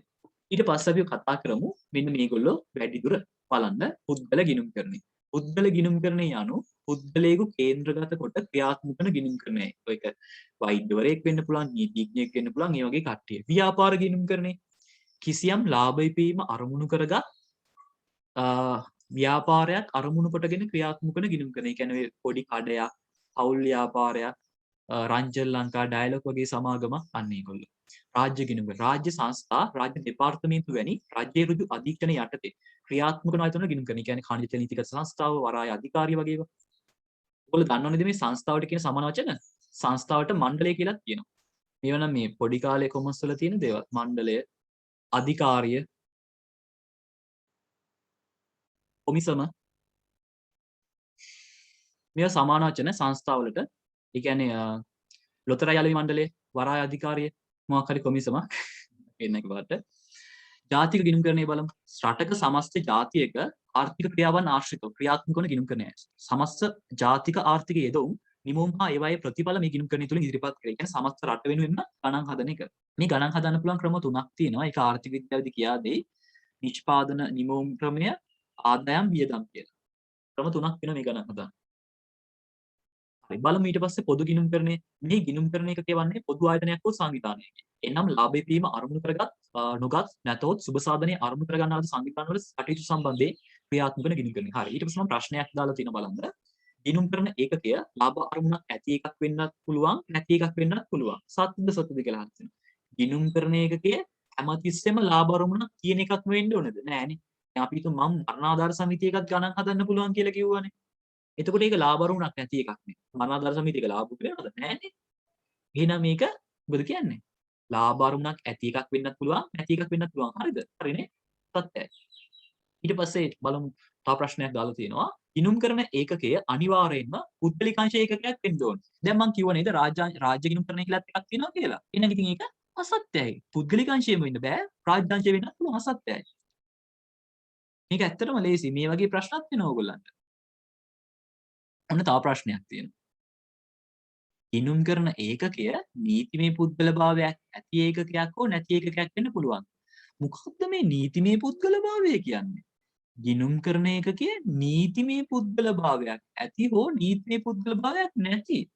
ඒ කියන්නේ මේ නීතිමය පුද්ගලභාවයට ඔයගොල්ලෝ අහලා ඇති සමහර නෛතික පුද්ගලභාවය කියලාත් කියනවා. නෛතික කියලාත් කියනවා. නීතිමයට අපි නීතිමය කියන්නේ අපි නෛතික කියන වචනේත් පාවිච්චි කරනවා.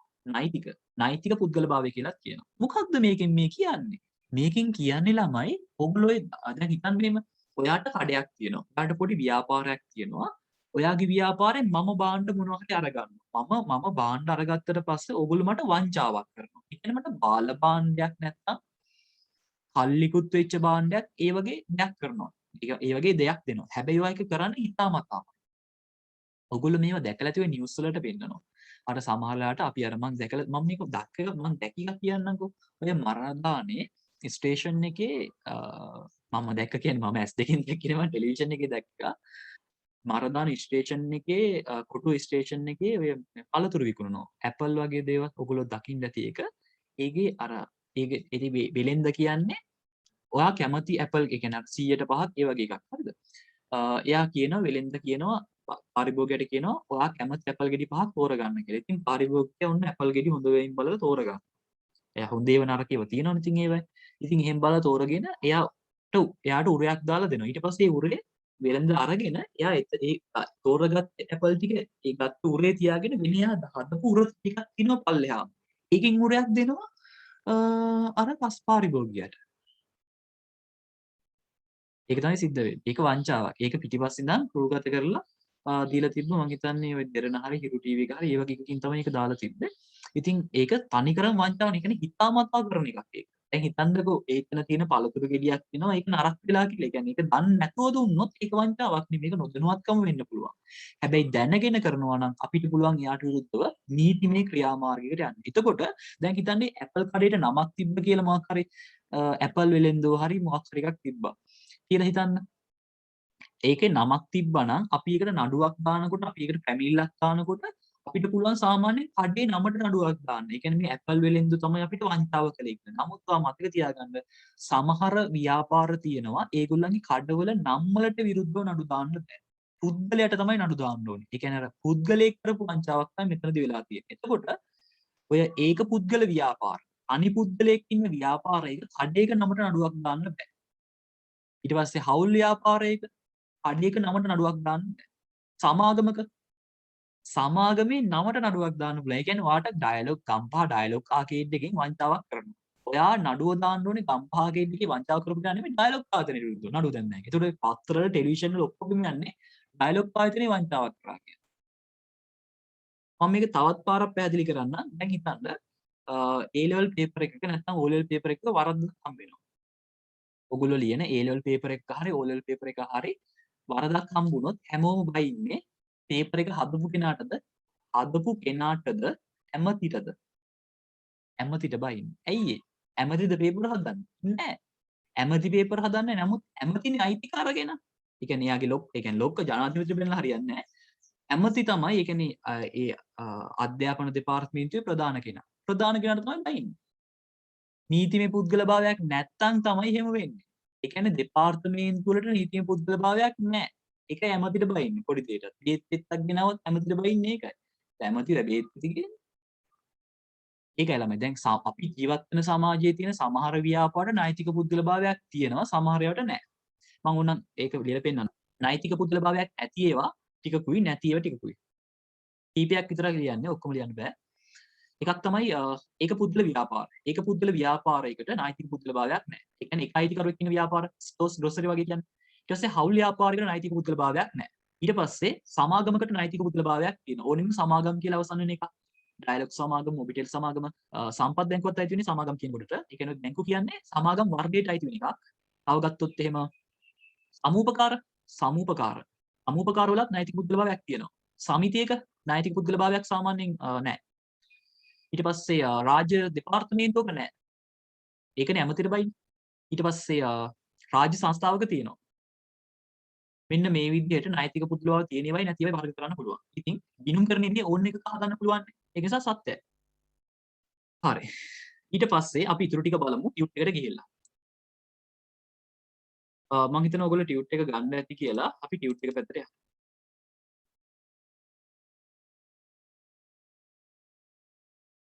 අපිට ළමයි highlight එකක් නම් ඕන වෙනවා.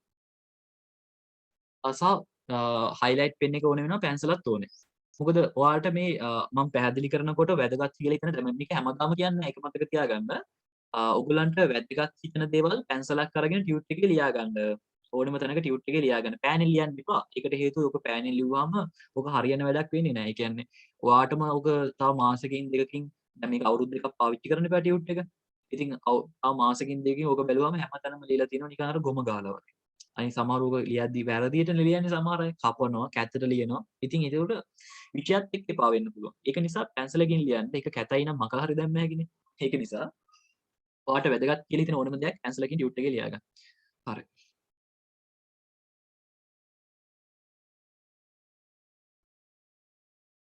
හරි අපි බලමු ගිණුම්කරණය හා එහි අවශ්‍යතාවය. බලමු. දෛනික ජීවිතයේදී අපගේ අවශ්‍යතා ඉටු කරන නොයෙකුත් ආකාරයේ ආයතන හා සංවිධාන සුවද සෑම ආයතනයකම භාවිතයට ගන්නා ආර්ථික සම්පත් වල හිඟකමක් වත්. ඒ කියන්නේ ඔයා ගත්තත් මම ගත්තත් අපි දෙන්නෙක්නේ. අපි දෙන්නට අරමුණුත් තියෙන්නේ ಜಾති දෙකක්. හැබැයි අපි දෙන්නගේ අරමුණු වෙනස් වුණාට ඔයා ගාව තියෙන සම්පත් වගේම මං ගාව තියෙන සම්පතුත් සීමිතයි. ඒ වගේම තමයි ජනාධිපති ගාව තියෙන සම්පතුත් සීමිතයි. ඒක තමයි මෙතන තියෙන්නේ. මෙම ආයතනවල අරමුණු එකිනෙකට වෙනස් වුවද සෑම ආයතනයකම භාවිතයට ගන්නා ආත්ම නිසා ඒවා පාලනය කළ යුතු අතර ඒ සඳහා තීරණ ගැනීමට සිදුවේ. එම තීරණ ගැනීමට අවශ්‍ය තොරතුරු සපයා දෙන මාධ්‍ය තමයි ගිණුම්කරණය කියලා කියන්නේ. ඒ අනුව ගිණුම්කරණය යනු. මෙන්න මේ නිර්වචන අනිවාර්යෙන් බලා ගන්න ඕනේ. ඒක අපි highlight කරගමු.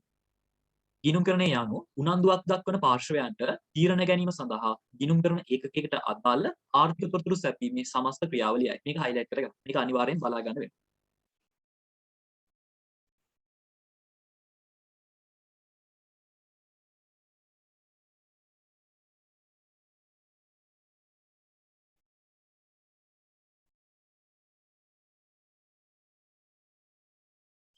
ඊට පස්සේ ගිණුම්කරණයේ ප්‍රධාන අරමුණ. ගිණුම්කරණ ඒකකය පිළිබඳ උනන්දුවක් දක්වන පාර්ශවයන්ට තීරණ ගැනීම සඳහා අවශ්‍ය වන්නා වූ ආර්ථික තොරතුරු sannivedanaya කිරීම. මේකත් highlight කරගන්න. මේ දෙකම ඇත්තටම එකයි ළමයි. වෙනස තියෙන්නේ මේ sannivedanaya කරනවා කියන්නේ ප්‍රධාන අරමුණේදී. අරකෙදි කරන්නේ ඒ ක්‍රියාවලිය කරන එක විතරයි. ඒ කියන්නේ අපි හදනවට කියන්නේ ගිණුම්කරණය. තොරතුරු සැපීමේ සමස්ත ක්‍රියාවලියටම කියන්නේ ඒ කියන්නේ මනම් හදනවා ඒ ක්‍රියාවලියට කියන්නේ ගිණුම්කරණය. ඒ හදපු එක ඕනෑ අයට දෙනවට කියන්නේ අරමුණ. sannivedanaya කිරීම කියන්නේ. ගිණුම්කරණයේ ප්‍රධාන අරමුණ මේකත් අහලා තියෙනවා. ඒකයි මම මෙච්චර කියන්නේ. ගිණුම්කරණ ඒකකයේ පිළිබඳ උනන්දුවක් දක්වන පාර්ශවයන්ට තීරණ ගැනීම සඳහා අවශ්‍ය වන්නා වූ තොරතුරු සංනිවේදනය කිරීම. මේකත් highlight කරගමු.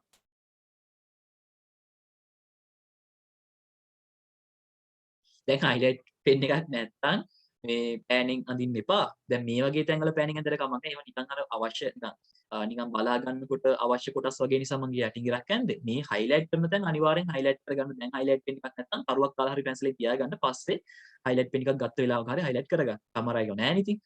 දැන් මේ හදිස්සියේ දැන් මේ සාමාන්‍ය පෙළක් ඉවර වෙලා සෑහෙන කාලයකට පස්සේ වැඩ කරද්දී ගෙදර බඩු නෑනේ සමහර අයගේ. හරි බලමු ගිණුම්කරණය පිළිබඳ ඉදිරිපත් කර ඇති නිර්වචන කිහිපයක්. මේ නිර්වචන නම් බලා ගන්න ඕනේ නැහැ. ඕනනම් නිකන් ඇතුලේ තියෙන කම එකපාරක් විතර කියව ගත්තට කමක් නැහැ. හැබැයි මේගොල්ලන්ගේ දෙන්නෙක් වගේ මතක තියාගන්න. නැත්නම් අපි දන්නේ නැහැනේ. දැන් කවුරු කෙනෙක් අපින් අන්නකෝ දැන් ඔය අහලා ඔය බලනව නේද ඔය වැඩසටහන් එක එක ඔය ප්‍රශ්න විචාරාත්මක වගේ වැඩසටහන් වලදී ඔය එක එක ප්‍රශ්න අහනව නේද? ඔය ප්‍රශ්න වලදී අහද්දි සමහරව කියන්නේ අර අතීත කතාව ඉඳන්ම කියනව නේද? ඒ වගේ අතීත කතාව දැනගන්නකොට ඔයාට දැන් කවුරු හරි කෙනෙක් ඔයා ගිණුම්කරණය ගැන ඇහුවොත් එimhe ඔයාටත් කිව්ව හැකියි. මේ ගිණුම්කරණය කියන විෂය ගත්තොත් එimhe 1494 දී ලූකා පැසියොලි කියන පියතුමන් සම්මා දෙරිත්මැතිකා කියන ග්‍රන්ථය හරහා තමයි මේක ලෝකෙට දායාද කළේ. ඒ වගේ කියාගෙන ඉන්න පුළුවන්. ඊට පස්සේ ඇමරිකානු ගිණුම්කරන සංගමයේ මේ වගේ නිර්වචන ඉදිරිපත් කරලා තිනවා. හැබැයි ලංකාවේ නම් ගිණුම්කරණය හදන ශ්‍රී ලංකා වරලත් ගණකාධිකාරිය ආයතනය. ඒ වගේ වට නිකන් කතාවක් හදා ගන්න පුළුවන්. මම ඔයගලන්ට ගිණුම්කරණය ගැන කිව්වට ගිණුම්කරණේ නිර්මාතෘව කිව්වේ නෑ නේද? ගිණුම්කරණේ නිර්මාතෘව තමයි ලූකා පැසියොලි කියන පියතුමා. මම ඒක ලියලා පෙන්නන්නම්.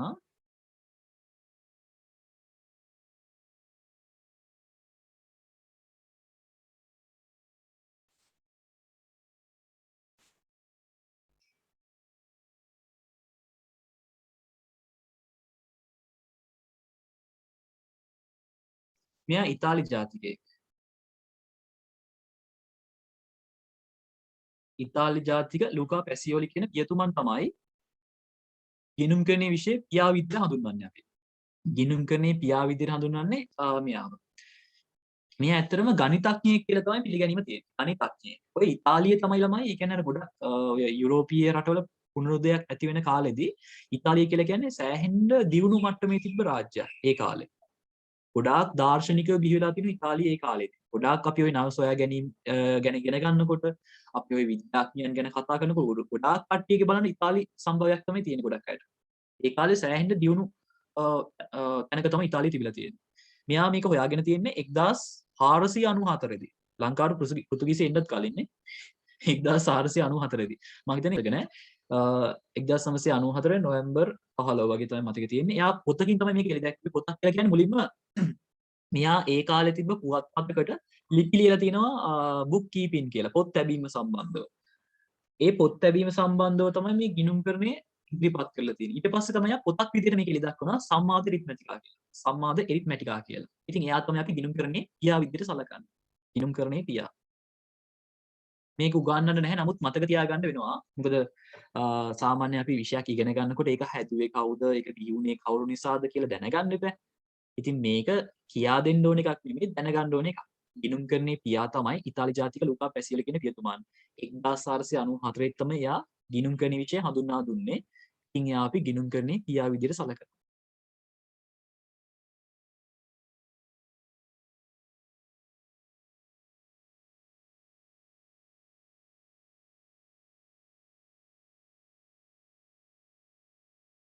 හරි.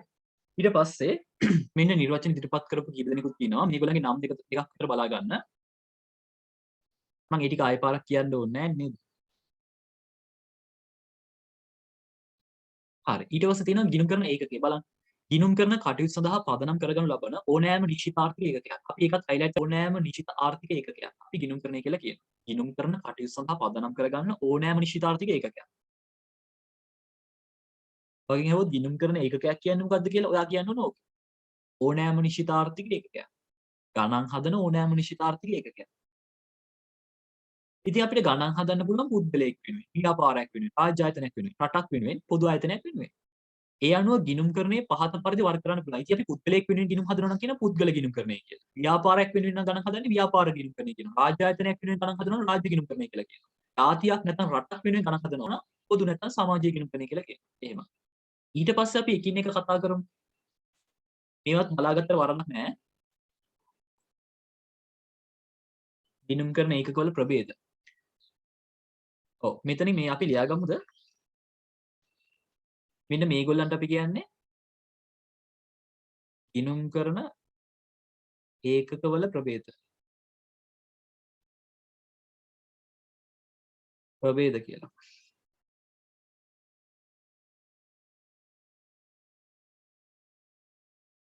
ගිණුම් කරන ඒකකවල ප්‍රභේද කියලා කියනවා.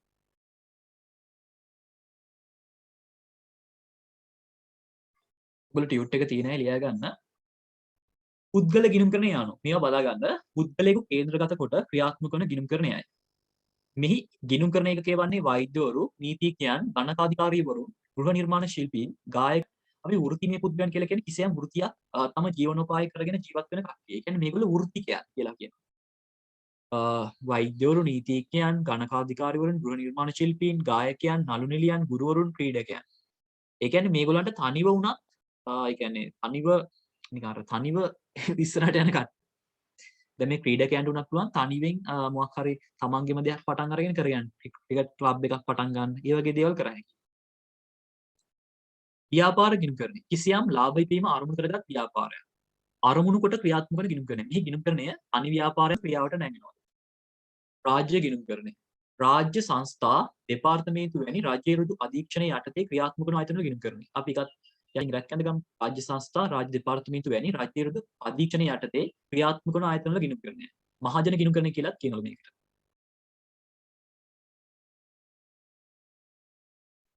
හරි. එතකොට ඔයගලන්ට මොනවා හරි ප්‍රශ්න තියෙනවා නම් අහන්න පුළුවන්. හරි. ඊට පස්සේ බලමු අපි ජාතික ගිණුම්කරණය. ජාතික ගිණුම්කරණය යන රටක සමස්ත ජාතියක ආර්ථික ක්‍රියාවන් ආශ්‍රිතව ක්‍රියාත්මක වන ගිණුම්කරණයයි. ගිණුම්කරණය තුලින් ඉදිරිපත් වෙන. ඉතින් ඔයගලන්ට සෑහෙන දැනුමක් ඉතුරු කරගන්න පුළුවන් මේකේ. අනු රටක් වෙනුවෙන් ගණන් හදන්නේ කොහොමද කියලා ඔයාලා දන්නවා කියන්නේ. ඒ ආර්ථික විද්‍යාව හරියට ඉගෙන ගන්න ඕනේ. පොදු ගිණුම්කරණය. මෙහි ගිණුම්කරණය කියවන්නේ පොදු ආයතනයක් හෝ සංවිධානයක්. එනම් ලාභ විපීම ආරම්භ කර නොගත් නැතහොත් සුබ සාධනය ආරම්භ කර ගන්නා සංවිධානවල කටයුතු සම්බන්ධයෙන් ක්‍රියාත්මක වන ගිණුම්කරණය. අපි ඒකෙත් යටින් ඉරක් ඇඳ ගමු පොදු ආයතනයක් හෝ සංවිධානයක. එනම් ලාභ විපීම ආරම්භ කර නොගත්.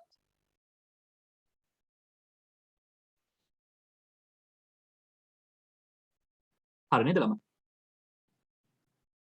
ඊට පස්සේ තියෙනවා ගිණුම් කරන එකකේ ලක්ෂණ. මම මේ ලක්ෂණ ටික තමයි ඔයගලන්ට අර ස්ලයිඩ් වලින් කියා දෙනකොට සත්‍යය අසත්‍යය ලාභ අරමුණක් ඇති වෙන්නත් පුළුවන් නැති වෙන්නත් පුළුවන්. ලාභ අරමුණක් තියෙන වෙන්නත් පුළුවන් නැති වෙන්නත් පුළුවන්. පුද්ගලිකාංශය වෙන්නත් පුළුවන් තියෙන්නත් පුළුවන් නැති වෙන්නත් පුළුවන්. කොහොම වුණත් අයිතිකරුවන්ගෙනුයි වෙනත් බාහිර පාර්ශ්වයෙන් වෙන්නුව ඉගෙන ගන්නකොට මෙන්න මෙහෙම කරන උපකල්පනයක් තියෙනවා. හැමතිස්සෙම අපි ගණන් හදන්නේ බාහිර කෙනෙක්ගේ පැත්තෙන් හිතලත් නෙමෙයි. එහෙනම් කාගේ පැත්තෙන් හිතලාද? එතකොට අපි අයිතිකරුගේ පැත්තෙන් හිතලා ගණන් හදන්නේ පැත්තෙන් හිතලාද ගණන් හදන්නේ? ව්‍යාපාරයේ පැත්තෙන්. අයිතිකරුවන්ගෙන් හා බාහිර පාර්ශ්වයන්ගේ වෙනු ස්වාධීන එකක් කියලා කියන්නේ ව්‍යාපාරය නිකන් දැන් අපි ව්‍යාපාරයක් කිව්වම ගොඩක් අය හිතන්නේ ඊඩම් කෑල්ලක් තියෙයි මොනවා හරි බඩු ටිකක් තියෙයි ඒකෙන් දාලා තියෙන ඔය ටිකනේ. හැබැයි අපි ගිණුම් කරනේදී ව්‍යාපාරයක් කියන එක සලකන්නේ නිකන් පුද්ගලයෙක් වගේ නිකන් ව්‍යාපාරිකම් පන්න තියනවා වගේ. නිකන් ව්‍යාපාරය කියන්නේ භූතයෙක් වගේ. එහෙම ව්‍යාපාරිකම් පුද්ගලයෙක් වගේ හිතලා ගණන් හදනවා. අපි ව්‍යාපාරයේ පැත්තෙන් හිතලා තමයි ගණන් හදන්නේ. ඒ කියන්නේ අපි හිතනවා දැන් අයිතිකාර කෙනා ව්‍යාපාරයට සල්ලි ටිකක් දුන්නොත් ව්‍යාපාරයේ තියෙන සල්ලි ටික වැඩි වුණා කියලා. අපි හිතමු බැංකුවකින් වගේ කෙනෙක්ගෙන් ණයක් ගත්තොත් ගෙවන්න තියෙන බැඳීම වැඩි වුණා. ඔන්න ඔහොමයි ලියන්නේ. ඒ කියන්නේ අපි හැමතිස්සෙම ගණන් හදන්නේ කාගේ පැත්තෙන් හිතලාද ව්‍යාපාරයේ පැත්තෙන් හිතලා. ඒව ඕනනම් ටියුට් එකේ ලියා ගන්න. සෑම විටම ව්‍යාපාරයේ පැත්තෙන්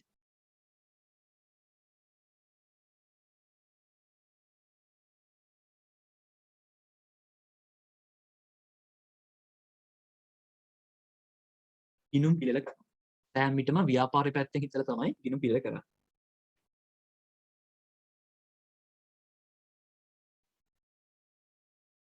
හරි නේද ළමයි? ඔයගලන්ට තේරෙන්නේ නැත්නම් අහන්න. ඔයගොල්ලෝ මුලින් ඉඳන් හරියට කරගෙන ගියේ නැත්නම් අමාරු වෙනවා ළමයි. අර ඕනෙම විෂයක් ආසාවෙන් කරන්න පුළුවන් වෙනවා. ඒ කියන්නේ මම එහෙම කියන්න හේතුව තමයි ඔයගොල්ලෝ අද තමයි මේ විෂය ඉගෙන ගන්න පළවෙනි දවස්. ඉතින් ඔයා ආසාවෙන් අද කළොත් එහෙම අනිවාර්යයෙන්ම වගේ ලේසිම සබ්ජෙක්ට් එක වෙන්නේ accounting. නැත්නම් ඉකෝ, නැත්නම් BS, නැත්නම් තුනම. තුනම ආසාවෙන් කළොත් තුනම ලේසි. නැත්නම් දැන් යන්නෙම අප්පෝ අද නම් යන්න බෑනේ කියලා හිතාගෙන යනවා නම් ඔන්න හරි ඉතින්. වාගේ ඒ කියන්නේ වාගේ අසාර්ථක වීමේ ක්‍රියාවලිය පළවෙනි දවසේ වෙන ඉඳන්.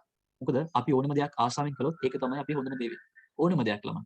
ඕනම දෙයක් අපි ආසාවෙන් කළොත් ඒක අපේ හොඳම සහ ලේසිම දේ වෙනවා. හරි. බලමු ගිණුම් කරන එක සංකල්පය. හරි. අපි ඒක ස්ලයිඩ් වලින් කතා කරමු නේ. හරි. බලන්න ගිණුම් කරන ඒකක සංකල්පය. ළමයි මේ සංකල්පයක් කියන්නේ මොකද්ද? concept එකක් කියලා කියන්නේ සංකල්පයක්.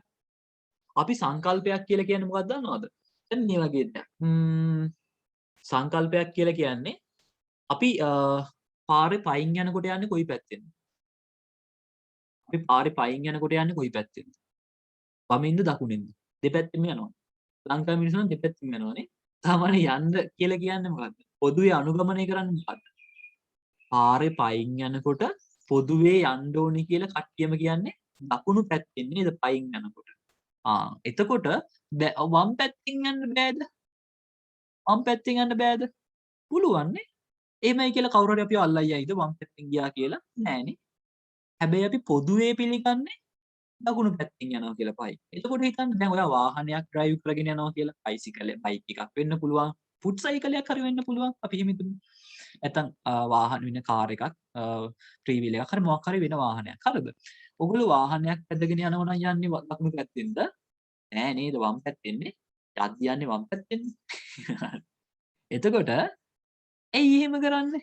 බැරිලවත් වම් පැත්තෙන් ගියොත් බැරිලවත් දකුණු පැත්තෙන් ගියොත් අල්ලයියයිද? ඔව්නේ. බඩ ගහනවා පොලිසිය කවුරු හරි කෙනෙක් හිටියොත් බඩයක් ගහනවා. ඇයි ඒ? ඔයාට වාහනයක යනවා නම් නීතියක් තියෙනවා වම් පැත්තෙන් යන්න කියලා. හැබැයි පයින් යනකොට නීතියක් තියෙනවද? නැහැ. පොදුවේ පිළිගත්ත දෙයක් නේ තියෙන්නේ. ඔන්න ඔය කතාව තමයි සංකල්පවලත් තියෙන්නේ ළමයි. හොඳට මතක තියාගන්න සංකල්ප කියන්නේ නීති නෙමෙයි. සංකල්ප කියන්නේ අපි ගණන් හදද්දී පොදුවේ පිළිගැනීම මත අනුගමනය කරන දේවල්. පොදුවේ පිළිගැනීම මත. ඒකෙම අර නීති වගේ එකක් ගත්තොත් ඒ කියන්නේ වාහනයක යනකොට වම් පැත්තෙන් යන්න කියන ඕන එක නීතියක්.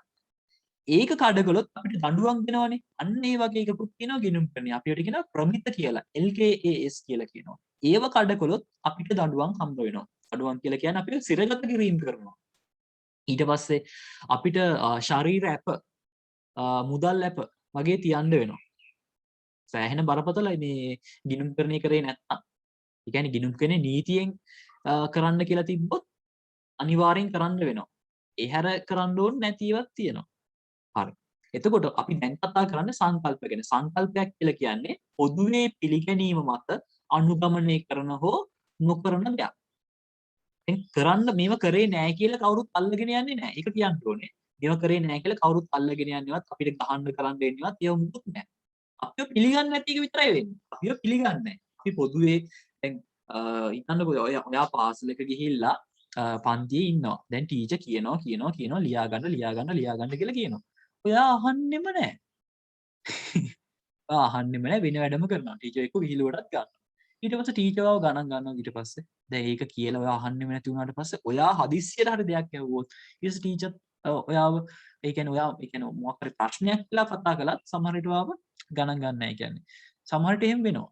ඒ කියන්නේ ඔයා නිතරම බොරු කියලා රවට්ටලා එහෙම කරලා තිබ්බොත් එහෙම සමහරට ඔයා ඇත්තක් කතා කරන්න ගියත් ඔයාව පිළිගන්නේ නැහැ. ඒ ඉතින් ඔයාව පිළිගන්න බෑනේ. ඒ වගේ දෙයක්. ඒ කියන්නේ අපි ගිණුම් කරන්නේදී අනිවාර්යෙන් සංකල්ප දැනගෙන ගණන් හදන්න ඕනේ කියලා නීතියක් නැහැ. හැබැයි මේක කළේ නැත්නම් පිළිගැනීමක් නැහැ. ඒක නිසා සාමාන්‍යයෙන් අපි හදනවා. මේ සංකල්ප බලලා තමයි ඉගෙන ගන්න. සංකල්ප කීයක් තියෙනවද කියලා දන්නවද? 13ක් තියෙනවා. ඔයගලන්ට ඉගෙන ගන්න සංකල්ප 13ක් තියෙනවා. 13ම දැන් කියා දෙන්නේ නැහැ. දැන් ටිකයි කියා දෙන්නේ. ඉතිරි ටික ඔයගොල්ලන්ගේ පස්වෙනි පාඩමේදී කියා දෙනවා. පස්වෙනි පාඩමේ තියෙන්නේ සංකල්ප ගැන කියා දෙන්න. බලමු. ගිණුම් කරන සංකල්ප. මම හිතනවා ඔයාලට සංකල්ප කියන්නේ මොකක්ද කියලා, concept එකක් කියන්නේ මොකක්ද කියලා තේරුණා කියලා. ගිණුම් කරන්නේදී ව්‍යාපාරය ගිණුම් කරන එක මට තව දෙයක් කියන්න බැරුව ගියා. දැන් ඔයාලට මතකයි නේද? අපි කිව්වා ගිණුම් කරන ඒකක තියෙනවා කියලා. අපි කතා කරන්නේ ඒ කියන්නේ මම කියා දෙනවා කියලා කිව්වේ පුද්ගල ගිණුම් කරන්නේ, ව්‍යාපාර ගිණුම් කරන්නේ, සමාජ ගිණුම් කරන්නේ කියන තුන විතරයිනේ. ඒකෙන් අපි පොදුවේ කතා කරන්නේ හැමතිස්සෙම ව්‍යාපාරයක් පැත්ත ගැන හිතලා විතරයි. හැබැයි මේකත් පොදු ආයතනයකුයි පුද්ගලයෙකු ගැන කියා දෙනවා. නමුත් අපි අර නිතරම කියවන්නේ ව්‍යාපාරයක් කිය මේ ව්‍යාපාර ගිණුම් කරන්නේ පැත්ත තමයි. ගිණුම් කරන්නේදී ව්‍යාපාරය අයිතිකරුවන්ගෙන් සහ බාහිර පාර්ශ්වයෙන් වෙන්නු වෙනම ඒකකයක් බව. අපි කියනවා ඒකක සංකල්පය කියලා. ඒ කියන්නේ අපි ගිණුම් කරන්නේදී ව්‍යාපාරයයි අයිතිකරුවෝයි දෙන්නෙක් කියලා හිතනවට කියනවා ගිණුම් කරන ඒකක සංකල්පය කියලා. ඒ කියන්නේ මෙහෙමයි. මෙහෙම ව්‍යාපාරය තියෙනවා. එහෙම ව්‍යාපාරය තියෙනවා. බිස්නස් කියන්නේ බී දාන්න. ව්‍යාපාරය අයිතිකරුවන්ගෙනුයි වෙනත් බාහිර පාර්ශ්වයන්ගෙනුයි වෙන්නෙච්ච වෙනම ඒකකයක් විදිහට සලකන බලන්න.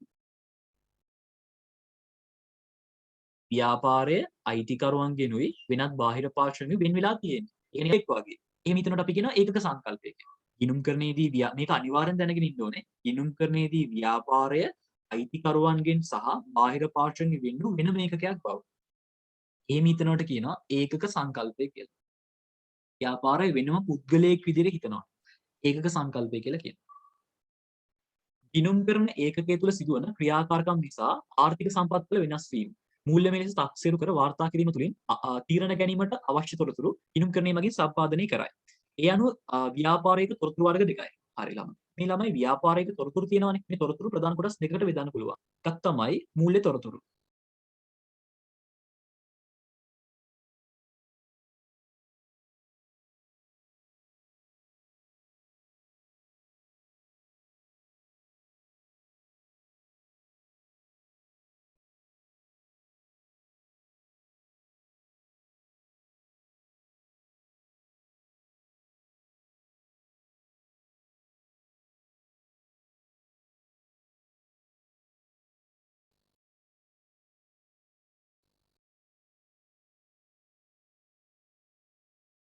මුලින්ම තොරතුරු කියන එක ප්‍රධාන කොටස් දෙකකට බෙදන්න පුළුවන් ප්‍රමාණාත්මක තොරතුරු ප්‍රමාණාත්මක නොවන තොරතුරු කියලා. ප්‍රමාණාත්මක තොරතුරු තමයි කිසියම් සංඛ්‍යාත්මක අගයකින් ප්‍රකාශ කරන තොරතුරු. ව්‍යාපාරයේ සේවක සංඛ්‍යාව දෙන්නයි.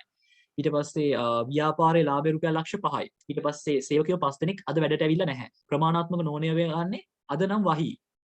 අද දවල් ටිකක් රස්නේ වැඩි. ඊට පස්සේ අපේ ව්‍යාපාරයේ පියකරු පරිසරයක පිහිටලා තියෙනවා. දක්ෂ සේවකයෙක් ඉන්නවා. අන්න ඒ වගේ දේවල් ප්‍රමාණාත්මක නෙවෙයි. ඒ කියන්නේ දක්ෂ සේවකයෙක් ඉන්නවා කියන එක ගන්න බෑ. එක්කෙනෙක් කියලා තියෙනවානේ.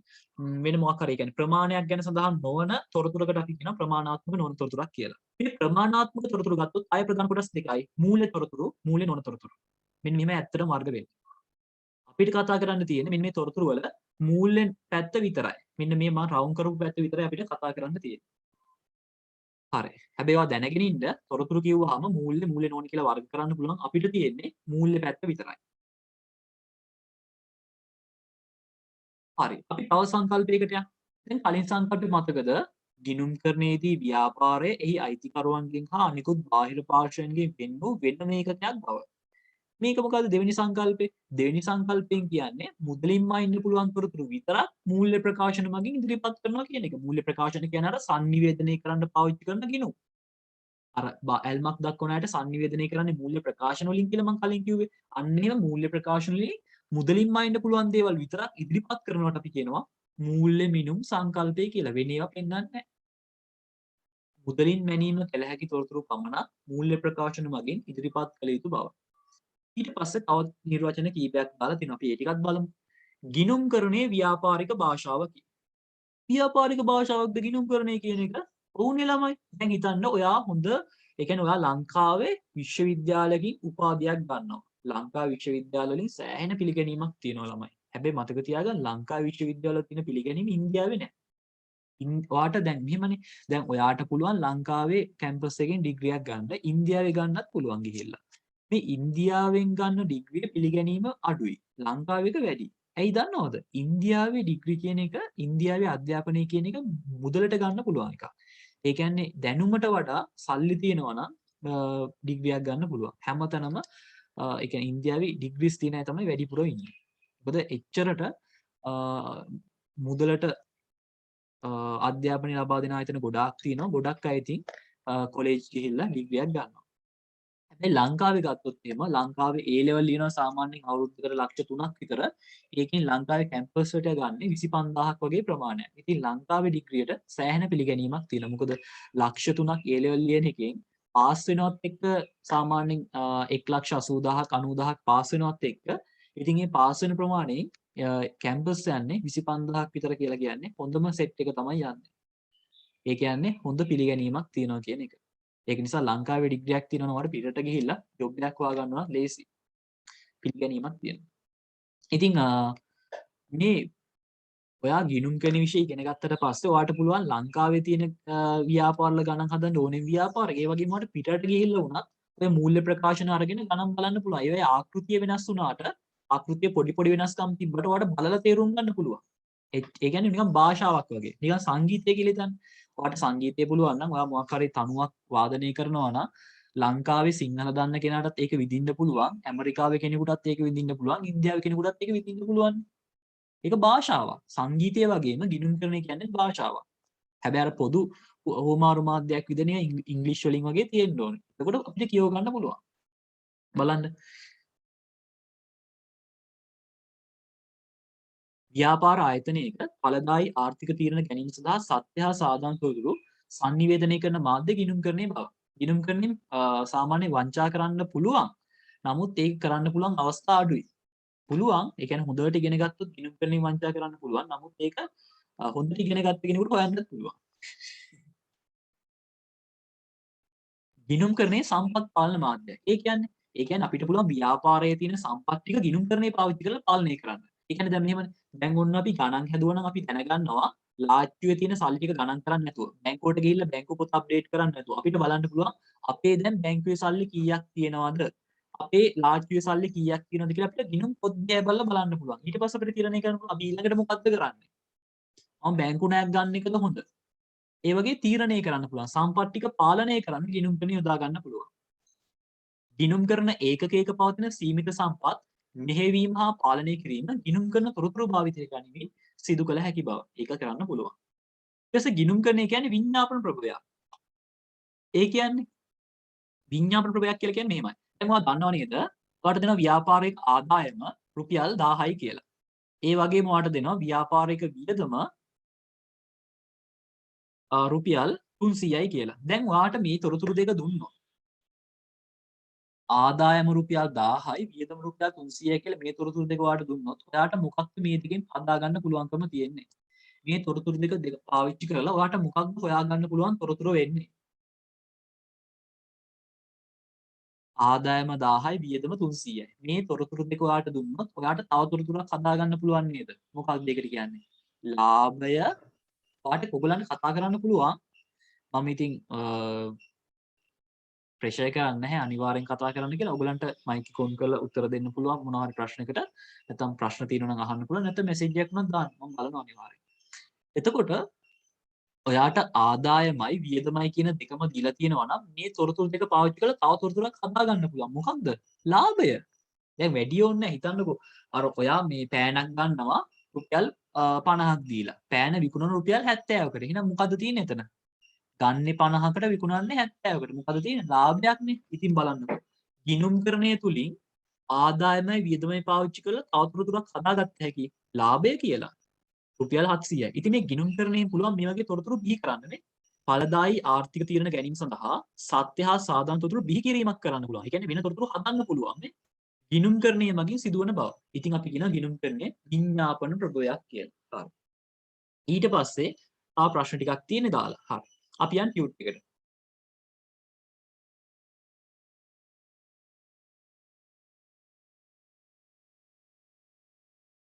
බලමු අපි. තොරතුරු. ගිණුම් කරන ඒකකයක සිදුවන ක්‍රියාකාරකම් නිසා ආර්ථික සම්පත්වලයක් කිරීම තුළින් තීරණ ගැනීමට අවශ්‍ය තොරතුරු ගිණුම් කිරීම මගින් සම්පාදනය කෙරේ. ගිණුම් කරණය තුළින් ප්‍රධාන වශයෙන් සපයන්නේ මූල්‍යමය තොරතුරුයි. අන්න ඒක යටින් ඉරක් ඇඳ ගන්න නේද? මූල්‍යමය තොරතුරුයි. ආර්ථික තොරතුරු කියලා කියන්නේත් අපි මුදලින් මායන්න පුළුවන් තොරතුරු වලට. අපි මෙතන මෙන්න මේ හරියේ අර මං ලියුව කතාව ලියාගමුද?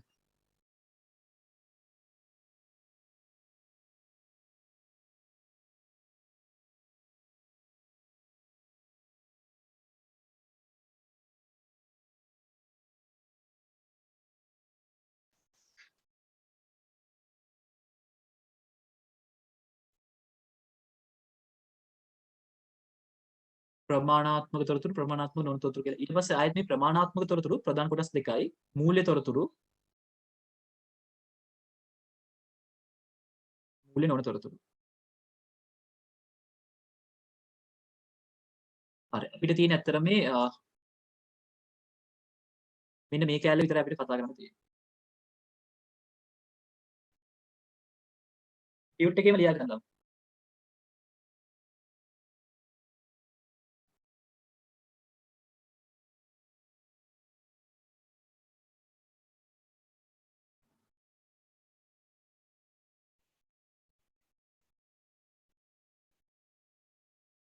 නේද? බලමු එහෙනම්. හරිනේ. තියාගන්න බැරුව කියන්න මම තව ටික වෙලාවක් තියන්න. අද ඉඳන්ම හොඳට ඉගෙන ගන්න. අද දවසේ දේවල් අද දවසේ බලා ගන්න. එතකොට අනිවාර්යෙන් මේ විෂය වගේ ලේසිම විෂය වෙයි. ආසම විෂය කරගන්නත් පුළුවන් වෙයි. හරි බලමු. ගිණුම් කරන තොරතුරු ගොඩනගන්නේ ව්‍යාපාරික සිදුවන ගනුදෙනු තුලින්. ව්‍යාපාරයේ තොරතුරු හැදෙන්නේ ගනුදෙනු වලින්. ඒ කියන්නේ අර භාණ්ඩ ගත්තා, භාණ්ඩ වික්කා, බැංකු ණය ගත්තා අන්න ඒවා. වටිනාකම් මත පදනම් කරන හුවමාරු කිරීම සහ සිදුවීම් මේ ගණයට වැටේ. සිද්ධීනුත් අයති. ඒ කියන්නේ ව්‍යාපාරයට ගම් වතුරක් ආවා. අන්න ඒක සිද්ධියක්. මේ ගණයට වැටේ. ඒ අනුව එදිනදා සිදුවන ගනුදෙනු වලට අදාළ දත්ත සාරාංශ කර, විශ්ලේෂණය කර සකස් කරන තොරතුරු. ඒ කියන්නේ අපි දැන් භාණ්ඩ ගත්තා, බැංකු ණය ගන්න නැහැ. ඒවා සාරාංශ කරනවා. ඊට පස්සේ විශ්ලේෂණය කරනවා. ඒ කියන්නේ අපි මේවා දිත්ත සටහන් බවට පත් කරනවා. එලා මේක කොමස් කළාන කියන එක නැති. ලීබඩු ගත්තා නම් අපි කියන ලීබඩු ගිණුම හර මුදල් ගිණුම බැර කියලා. අන්න එහෙම අපි සාරාංශ කරනවා. නැත්තම් විශ්ලේෂණාත්මකව ඉදිරිපත් කරන්න යනවා. සකස් කරන තොරතුරු ගිණුම් කරන තොරතුරු වේ. තොරතුරු අවශ්‍ය කරන විවිධ පාර්ශවයන්ට නිකී මූල්‍ය තොරතුරු සැපීම ගිණුම් පෙරේ තුලින් සිදු වෙනවා. ඇත්තටම ගිණුම් පෙරේ මෙන්න මේ තොරතුරු දෙක සපයන එක. ඊට පස්සේ අපේ ඊළඟ සංකල්පය දාලා තියෙනවා. මම මේක කිව්වේ නෑ නේද? ගිණුම් කරන එක සංකල්පය මම කතා කරේ නෑ. එකපාරටම පල්ලෙහාට ඇවිල්ලා තියෙන්නේ. ගිණුම් කරන්නේදී ව්‍යාපාර වෙන මේකකයක් බව. මේක හයිලයිට් කරගන්න මේක අනිවාර්යෙන් බලා ගන්න ඕනේ සංකල්පයක්. ඒක එකපාරට කියන්න බැරුව ගියා අමතක වුණා.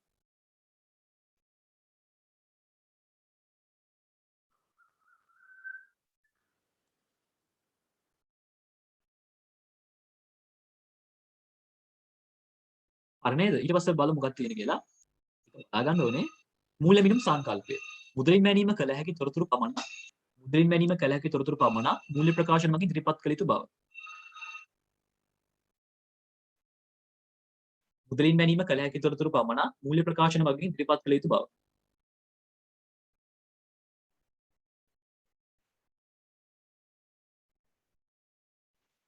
බලමු. ගිණුම් කරන්නේ ව්‍යාපාරික භාෂාවක්. බලන්න ව්‍යාපාර ආය මේවා අහයි ඔයගොල්ලන්ගේ. ගිණුම් කරන්නේ ව්‍යාපාරික භාෂාවක්ද? සත්‍ය ඵලදායි ආර්ථික තියෙන ගැනීම සඳහා සත්‍ය හා සාධාරණ තොරතුරු සංනිවේදනය කරනවා. සත්‍ය හා සාධාරණ තොරතුරු සංනිවේදනයක් වෙනවා. වේදනය කියන්නේ බෙදා ගන්න පුළුවන්. සංනිවේදනය කරන්න පුළුවන්. ඒක නිසා භාෂාවක්. ගිණුම් කරන්නේ සම්පත් පාලන මාධ්‍යයද? ඔව්. ගිණුම් කරන එකක පවතින සීමිත සම්පත් මෙහෙයවීම හා පාලනය කිරීම කරන්න පුළුවන්. ඒ නිසා ගිණුම් කරන්නේ සම්පත් පාලන මාධ්‍යය.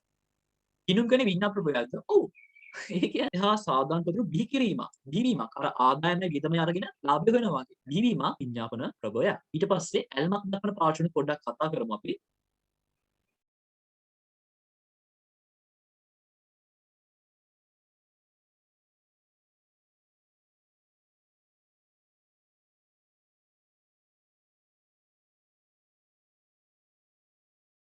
දැන් අපි ගත්තොත් මේ විදිහට ව්‍යාපාරය තියෙනවා. මේ ව්‍යාපාරට ඇල්මක් දක්වන කට්ටිය ඉන්නවනේ. ඔයගොල්ලෝ දන්නවා අයිතිකරුවෝ. අපි මේ අයිතිකරුවන්ට කොටස් හිමියන් කියලා කියනවා. මොකද සමාගම් පැත්ත අපි ඉස්සරහදී ගොඩක් කතා කරමු. ඒක නිසා කොටස් හිමියන් කිව්වහම එකම තේරුම තියෙන කියලා අපි ගන්නවා. අයිතිකරුවන්. තව ඇල්මක් දක්වන පාර්ශ්වයක් තමයි කළමනාකරුවන් කියලා කියන්නේ. අපි මේ ඔක්කොම කතා කරමු. මුලින්ම ලියාගෙන ඉමුකෝ. කළමනාකරුවන්. ඊට පස්සේ සේවකයන්. සේවකයනුත් උනන්දුවක් නැහැ. ගනුදෙනුකරුවෝ. ඒගොල්ලෝ බලන්නේ අද කඩේ ඇරලාද දන්නේ නැහැ. එහෙම බලන් ඉන්න නේද? ගනුදෙනුකරුවන්. තව කවුද උනන්දු වෙන්නේ? තව උනන්දු වෙනවා තරඟකරුවන්. අපේම තරංකරුවන් අද අරගොල්ලන්ගේ කඩේ ඇරලා දාන්නේ. අද නම් අපේ කඩේ ඉක්මනින් අර ගන්න ඕනේ. හරි. අරගොල්ලන්ගේ බාණ්ඩ බිල කොහොමද දාන්නේ? ඒ වගේ බලනවනේ. ඒගොල්ලෝ මේ දවස්වල කොහොමද දාන්නේ? ඒගොල්ලන්ගේ බඩු විකුණ ගන්නේ. ඩිලිවරි සර්විස් එකක පටන් අරගෙන දාන්නේ. ඒ වගේ තරංකරුවෝ උනන්දු වෙනවා. ඊට පස්සේ සැපයුම්කරුවෝ සප්ලයර්ස්ලා සැපයුම්කරුවොත් උනන්දු වෙනවා. තව කවුද? රජය රජයත් උනන්දු වෙනවා. තව කවුද? මූල්‍ය ආයතන ඒගොල්ලොත් උනන්දු වෙනවා. තව කවුද? අනාගත ආයෝජකයෝ. ඒ කියන්නේ ඕගොල්ලෝ වගේ අය. තව කවුද? ප්‍රජාව. මෙන්න මේගොල්ලෝ අපි සාමාන්‍යයෙන් උනන්දුවක් දක්වන පාර්ශ්වයන් විදිහට සැලකනවා. අයිතිකරුවන්, කළමනාකරුවන්, සේවකයන්, බන්ධුකරුවන්, තරංකරුවන්, සැපයුම්කරුවන්, රජය, මූල්‍ය ආයතන, ආයෝජකයන්, ප්‍රජාව. අපි මේගොල්ලෝ කවුද කියලා එකපාරක් කතා කිරීම කරලා ටියුට් එකට යනවා. අයිතිකරුවෝ කියලා කියන්නේ ව්‍යාපාරයකට සම්පත් සපයන පුද්ගලයන්ට. ඊට පස්සේ කළමනාකරුවන් කියලා කියන්නේ කාටද? කළමනාකරුවන් කියලා කියන්නේ ව්‍යාපාරයක අයිතිකරුවන්ගේ තීරණ ක්‍රියාත්මක කරන්නන්ට. සේවකයන් කියන්නේ ව්‍යාපාර කාර්ය ඉටු කරන්නට ව්‍යාපාර වැඩ කරන කට්ටිය. ඒගොල්ලන්ට කියන්නේ සේවකයන් කියලා. ගනුදෙනුකරුවන් කියන්නේ ව්‍යාපාරයෙන් භාණ්ඩ හා සේවා මිලදී ගන්න කට්ටියට. තරඟකරුවන් කියන්නේ කාටද? ව්‍යාපාරයේ නිපදවන භාණ්ඩ හා සේවාවලට සමාන භාණ්ඩ හා සේවා අලෙවි කිරීම හෝ නිෂ්පාදනය කිරීම කරන කට්ටියට අපි කියනවා තරඟකරුවෝ කියලා. සැපයුම්කරුවෝ කියන්නේ ව්‍යාපාරයකට අවශ්‍ය කරන අමුද්‍රව්‍ය වගේ දේවල් දෙන කට්ටියට කියන්නේ සැපයුම්කරුවෝ කියලා. රජය රටක ආර්ථික ප්‍රතිපත්ති සම්පාදනය කරන පාරවල් ටික හදලා දෙනවා, අපිට වතුර ටික දෙනවා, විදුලිය ටික දෙනවා. අන්න ඒ වගේ කරන කට්ටිය ආර්ථික ප්‍රතිපත්ති සම්පාදනය කරනවා. ණය පොලිය අඩු කරනවා, ණය පොලිය වැඩි කරනවා, වාහන ගෙනෙන එක නවත්තනවා. ඒ වගේ දේවල් කරන රජය තමයි. මූල්‍ය ආයතන මූල්‍ය ආයතන කියලා කියන්නේ ණය සහ උපදේශන සේවා සපයන ආයතනයන්ට.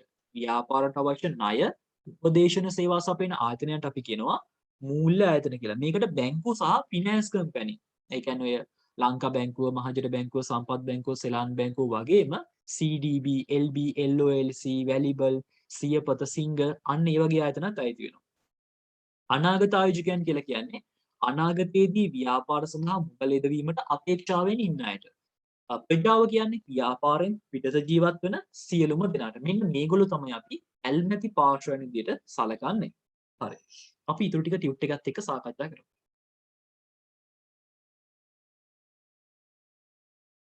හරි. ඒ කට්ටිය තමයි මෙතනත් ඉන්නේ.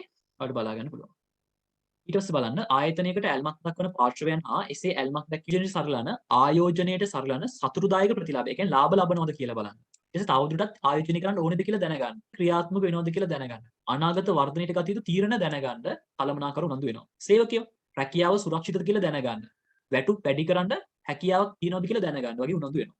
මේවා සාමාන්‍යයෙන් BS වල තියෙන කරුණු ළමයි. මේවා accounting වල නැහැ. මේ මම බුලට් එකේ පොඩ්ඩක් පැහැදිලි කරන්න ඕන නිසා මේවා අරගෙන තියෙන්නේ නැතුව මේවා තියෙන්නේ ව්‍යාපාර අධ්‍යයනයේ කොටස් වල. රාජ්‍ය ආයතන ගත්තොත් බදු ගෙවනවද කියලා දැනගන්න අදාළ වාර්තා ආයතන වලට සපයනවද කියලා දැනගන්න. ඒ කියන්නේ ගිණුම් මෙහෙම සපයන්න තියෙන සමහර ආයතන වල. ඒ කියන්නේ දැන් රංජන් ලංකා එක, ඩයලොග් ආයතන, මොබිටෙල් ආයතන අනිත් වගේ සමාගම් වල මූල්‍ය ප්‍රකාශන රාජ්‍ය දේශීය ආදායම් දෙපාර්තමේන්තුවට දෙන්න ඕනේ. ඊට පස්සේ ඒගොල්ලෝ බදු අක්සේරු කරලා ඒගොල්ලන්ට කියනවා. ඊට පස්සේ බදු ගෙවන්න ඕනේ. ඒවා කරේ නැත්නම් එහෙම අර මම කිව්වේ නීතියෙන් දඩුවම් දෙනවා කියලා. අන්න ඒ විදිහට දඩුවම් හම්බ වෙනවා. ඒ හැර ඔයගලන් ගෙවල් ගාව තියෙන පොඩි කඩේ මුදලාලි ඕක කරන්න ඕනේ නැහැ. එයා ගිණුම් හැදුවත් එකයි නැත්ත් එකයි රාජ්‍යයට. ගිණුම් හැදුවොත් එයාට තමයි ඒකේ වාසිය තියෙන්නේ. බැංකුවල එහෙම ගන්න වල ලේසි. නැත්නම් එයාට තමයි වාසිය තියෙන්නේ. අපි හැබැයි විධිමත්ව කරගෙන යනවා නම් ගිණුම් කරන්නේ තියන්න ඕනේ. ඒක තමයි නැත්නම් අපි දන්නේ නැහැ ළමයි දැන් හිතන්න දැන් අවුරුදු දෙකක් තිස්සේ කඩයක් කරගෙන යනවා කියලා. මගේ කඩේ මං ගිණුම් තිබ්බේ නැත්නම් මම දැනගන්නේ නැහැ මගේ කඩේ කරගෙන එක වාසියද නැද්ද කියලා. අඩුම තරමේ මම මේ බිස්නස් එක පටන් ගත්ත එක මට වාසියද නැද්ද කියලා දැනගන්නවත් විදිහක් නැහැ. ගොඩක් අය ඉතින් එක්ක කඩේ වැහිලා යනකල්ම දන්නේ නැහැ Tamanne පාඩු වෙනවා කියලා. පාඩු පිට ව්‍යාපාරයක් කරන්න ඕනේ නැහැ. දැන් හිතන්න මෙහෙම. ඔයා ගම්පහ නගරේ ෂොප් එකක් ගන්නවා රුපියල් 40000ක් විතර රෙන්ට් එකට. ඊට පස්සේ බඩු ටිකකුත් ගන්නවා ලක්ෂ 2ක 3ක විතර බාණ්ඩ අරගෙන ඒ කඩේට දානවා. ඉතින් හිතලා බලන්න ඔයාට සේල් එකක් නැහැ. හැබැයි ඔයා හැම මාසෙකම රෙන්ට් එක නම් ගෙවනවා. ඔයා හැම මාසෙකම කඩ කුලිය විතර නිමිති නීති ගෙවනවා. ඉතින් ඔයා හිතලා බලන්න ඔයා නිකන් ජොබ් එකක් කරා නම් ඔයා නිකන් අර මං කියන අර 8-5 වගේ ජොබ් එකක් කරන සමහරවිට 35000ක් විතර අතට හම්බෙයි. ඉතින් හිතලා බලන්නකෝ. දැන් ඔයාට සිද්ධ වෙන්නේ ඔයාගේ දවසමත් ඉවරයි 40000ක් මාසෙකට ඔයා ගෙවන්න ඕනේ කඩේ කුලිය විදියට. ඉතින් ඔයා හිතලා බලන්නකෝ. ඔයා කඩේ දැම්මේ නැත්නම් ඔයාගේ දවසෙන් 8 ඉඳන් 5 වෙනකල් වෙලාව වෙන කෙනෙක් වෙනුවෙන් වැය කරනවා. ඔයාට රුපියල් 35000ක් අතට එනවා. ඉතින් සමහර අවස්ථාවලදී අපිට තමන්ගේ ව්‍යාපාරයක් කර යන එක සුදුසුද නැද්ද කියලා බලන්න පුළුවන් ගිණුම් වාර්තා වෙන කර කියා ගන්න දෙයක් නැති වුණාට පස්සේ තමයි ගොඩක් මිනිස්සු වෙනස් කරන්නේ. එහෙම නෙමෙයි බලන්න ඕනේ. ගණන් හදලා බලන්න ඕනේ. ඒකට තමයි අපිට තීරණය කරන්න පුළුවන් මේක කරා යන එක අතින් පාඩුයි. අතින් පාඩුයි. එහෙනම් කරන් ගිහලා වැඩක් නැහැ මේක. කියලා පිළිවෙය කියලා කතා කරන්නේ. සමහරට කරන්නේ නැතුව ඒක ඔයගොල්ලන්. අපි ඒක පස්සේ ඉගෙන ගමු ඔයගොල්ලෝ. හරි. ගනුදෙනුකරුවෝ ගණන් ගන්න. ඊට පස්සේ වගකීම් සහතික කියන්නේ වොරන්ටි. වගකීම් සහතික ප්‍රතිඥාභාර කියලාත් කියනවා. වොරන්ටි ක්ලේම් කරගන්න පුළුවන් මූල්‍ය ආයතන ණය සපයා ඇති ණය ආපසු අය කරගන්න පුළුවන්ද? හරි. ඊට පස්සේ ඔන්නෝගලන්ට තියෙනවා හෝම්වර්ක් ටිකක්. ප්‍රශ්න අංක 16 වෙනකල් හෝම්වර්ක් ළමයි. කරගන්න පුළුවන් ප්‍රශ්න ටිකක් තියෙන්නේ. ඒක කරන්න එපා. මේ ප්‍රශ්න පොඩි පොතක් ගන්න සාමාන්‍ය පිටු 40 වගේ ගන්නවා නම් හොඳයි. පිටු 40 වගේ. අනේ අපි දැන් මම හැම පාඩමකටම ටියුට් එකක් දෙනවා. හරිද? හැම පාඩමකටම ටියුට් එකක් දෙනවා. එතකොට මේ ටියුට් එකටම අපිට පොතක් අයින් කරගන්න පුළුවන් නම් ඔයාගේ වැඩ ටික පිළිවෙලක් වෙයි. කියන්න පුළුවන්. ඒ කියන්නේ හදිස්සියට දැන් හිතන්නකෝ තව මාස 6ක් 7ක් ගිහිල්ලා ඔයාට නෝට් එකක් අවශ්‍ය වෙනවා මොකක් හරි. ඒකේ නෝට් එක තියෙන කියලා. හැබැයි ඔයාට පුළුවන් නම් එක නිබන්ධනයකට එක ටියුට් එක ගානේ සෝරි පිටු 40 වගේ පොතක් ඇති. සමහර අය දැනටමත් අරගෙන පිටු 200 විතර පොත්. එච්චර ලොකු පොත් ගන්න එපා. එතකොට ඔයගොල්ලන්ට මේක කරදරයක් ප්‍රශ්න ඇති වෙනවා ඉස්සරහට යනකොට. ඒක නිසා පුළුවන් තරම් පොඩි පොත් පාවිච්චි කරන්න. ඒතකොට අපිට පොත ටියුට් එකට ටයිම් කරලා තිබ්බේ. පිටු 10ක් 15ක් විතර ඒක ගැන හිතන්න එපා. පිළිවෙලක් A level උගන්නන කොටස් ටිකම තමයි තියෙන්නේ. ඉතින් ඔයගොල්ලන්ට මේක සෑහෙන්න වටීවි. නෝට් එක හරියට තියෙනවා. නැත්නම් ඔයගොල්ලෝ කවදාද දවසක accounting ගන්නව කියන්න බෑනේ. දැන් ගන්න ළමයි ඉන්නවා. ඉතින් ඔයගොල්ලෝ කවදාද ඔයගොල්ලෝ ඉන්න එපා නේද? නැත්නම් හිතන්නකෝ දැන් අපිට උගන්නපු අපි ඉගෙන දැන් අපින් පස්සේ ඔයාලා ඉන්න ඕනේ. ඉතින් ඔයාලා එනවා නම් ඔයාලා ඒක කොහෙන්ද ගන්නෙ? එක්ක ඔයාලා ඉගෙන ගත්ත දේෙන් ගන්න ඕනේ. නැත්නම් ඔයාම හිතාගෙන හදාගෙන ඉනවා කියලා කියන්නේ සෑහෙන වැඩක් ඒක. ඒක නිසා මේ නෝට් තියාගන්න. ඔයාට කැම්පස් එකේ ෆස්ට් ඉයර් එක සෙකන්ඩ් ඉයර් එක ගොඩ දාගන්න ගොඩාක් ලේසි වෙනවා. මොකද කැම්පස් එකේ ගිහිල්ලා මේ නෝට් එකක් හොයාගෙන කරගන්නවා කියන එක සාමාන්‍යයෙන් ටිකක් අමාරුයි. මොකද ඒගොල්ලෝ නෝට් එක ගොඩක් අඩුයි. අපි තමයි අපිට අවශ්‍ය කරන ටික ලියා ගන්න. ඒගොල්ලෝ නිබන්ධන දෙන්නෙත් නැහැ. ඒගොල්ලන්ගේ පොත් තියෙන ඒවා ගන්න කියලා කියනවා. මේ හැර සාමාන්‍යයෙන් ස්ලයිඩ් ටිකක් දෙයි. මොනවා හරි නෝට් ටිකක් දෙයි. නමුත් අර 100%ක් සම්පූර්ණ නෝට් නැහැ. ඒ වල විතරයි 100%ක් සම්පූර්ණ නෝට් එකක් වට හම්බෙන්නේ. සාමාන්‍ය පෙළින් පස්සේ ආය හම්බෙන්නේ නැහැ. වෙන එක්සෑම් වලට ඔයා ගියත් ඔයාට සම්පූර්ණ නෝට් හම්බෙන්නේ නැහැ. AT කරන්න ගියත් ඔයාට කෑල්ල කෑල්ල තමයි හම්බෙන්නේ. ඒක නිසා හරියට කරගත්තේ නැත්නම් ඔක්කොම අනාගත වගේ වෙනවා. ඒක නිසා A level note ටික පරිස්සම් කරගන්න. හරි. ඉතින් ඔයාලට පුළුවන් ප්‍රශ්න අංක 1 ඉඳලා ප්‍රශ්න අංක 16 දක්වා ඔක්කොම අංක දාලා උත්තර ටික ඔයා ගන්න පොතේ ලියන්න. ඊට පස්සේ අපි ඒක සාකච්ඡා කිරීම කරමු අනිත් දවසේ. ඔයගලන්ට මේ වෙලාවේ ප්‍රශ්නයක් නැහැ නේද? බදාදා උදේ අපි දැනට බදාදා උදේ කරමු. ඊට පස්සේ ඉස්සරහට එන විදිහට මම හවස් වරුවක් හරි දාලා පහසු දෙයක් කරලා දෙන්න. හරි මොනවා හරි ප්‍රශ්නයක් තියෙනවා නම් ඔයගොල්ලෝ කියන්න. මම ඒක පැහැදිලි දෙයක් තියෙනවා නම් කියන්න මම ඒක කියා දෙන්නම්. අද අපි කතා කරපු කොටස් ටිකම සාරාංශයක් විදිහට එකපාරක් මතක් කරලා අද පන්ති අවසන් කරන්න. හරි. මොනවා හරි ප්‍රශ්නයක් තියෙනවා නිය අතරවාරේ ඔයගොල්ලෝ මැසේජ් එකක් හරි දාන්න කියන්නගෙන. දැන් අපි කතා කරේ ගිණුම්කරණය ගැන. ගිණුම්කරණයේදී අපි මුලින්ම කතා කළේ ගිණුම්කරණයේ යනු කුමක්ද කියලා. මොකද්ද ගිණුම්කරණය කියන්නේ? ගිණුම්කරණය කියන්නේ නම් උනන්දුවක් දක්වන පාර්ශවයන්ට තීරණ ගැනීම සඳහා ගිණුම්කරණ ඒකකයක් පිළිබඳව තොරතුරු ආර්ථික තොරතුරු සැපීමේ සමස්ත ක්‍රියාවලියට ගිණුම්කරණය කියලා කිව්වා. ඊට පස්සේ කතා කළේ ගිණුම්කරණයේ ප්‍රධාන අරමුණ. ගිණුම්කරණයේ ප්‍රධාන අරමුණ මොකක්ද? ගිණුම්කරණ ඒකකයක් පිළිබඳව උනන්දුවක් දක්වන පාර්ශවයන්ට තීරණ ගැනීම සඳහා තොරතුරු සංනිවේදනය කිරීම කියන්නේ. ඊට පස්සේ කතා කළේ ගිණුම්කරණය පිළිබඳව නිර්වචන ඉදිරිපත් කරලා තියෙන කට්ටිය. කවුද? ඇමරිකානු ගිණුම්කරණ සංගමය. ඇමරිකාවේ සහතිකලත් පොදු ගණකාධිකාරිගේ ආයතනය. එංගලන්තයේ වේල්ස් ගණකාධිකාරිගේ ආයතනය. මහාචාර්ය ඇන්ඩර්සන්, මහාචාර්ය ජේබුල් වගේ කට්ටිය. ඊට පස්සේ අපි කතා කළා ගිණුම්කරණ ඒකකයක් ගැන. මොකක්ද ගිණුම්කරණ ඒකකයක් කිව්වේ? ගිණුම්කරණ කටයුතු සඳහා පදනම් කරගන්න ලබන ඕනෑම නිශ්චිතාර්ථක ඒකකයක්. ඒවා පහයි. පුද්ගලයෙක්, ව්‍යාපාරයක්, රාජ්‍ය ආයතනයක්, රටක්, පොදු ආයතනයක්. ඊට පස්සේ අපිට නැති වෙන්නත් පුළුවන්. ලාභ අරුණක් තියෙන්නත් පුළුවන්, නැති වෙන්නත් පුළුවන්. පුද්ගලික අංශයට අයිති වෙන්නත් පුළුවන්, රාජ්‍ය අංශයට අයිති වෙන්නත් පුළුවන්. කොහොම වුණත් අයිතිකරුවන්ගෙන් වෙනත් බාහිර පාර්ශවයන්ගෙන් වෙන් වෙච්ච වෙනම පැවැත්මක් තියෙන්න ඕනේ කියලා කිව්වා. ඊටත් පස්සේ අපි කතා කිරීම කළා මොකද්ද? ඒකක සංකල්පයේ ගිණුම්කරණයේදී ව්‍යාපාරයේ අයිතිකරුවන්ගෙන් වෙනත් බාහිර පාර්ශවයන්ගෙන් වෙනම පැවැත්මක් තියෙන ඒකකයක් කියලා සලකනවා කියන එකට.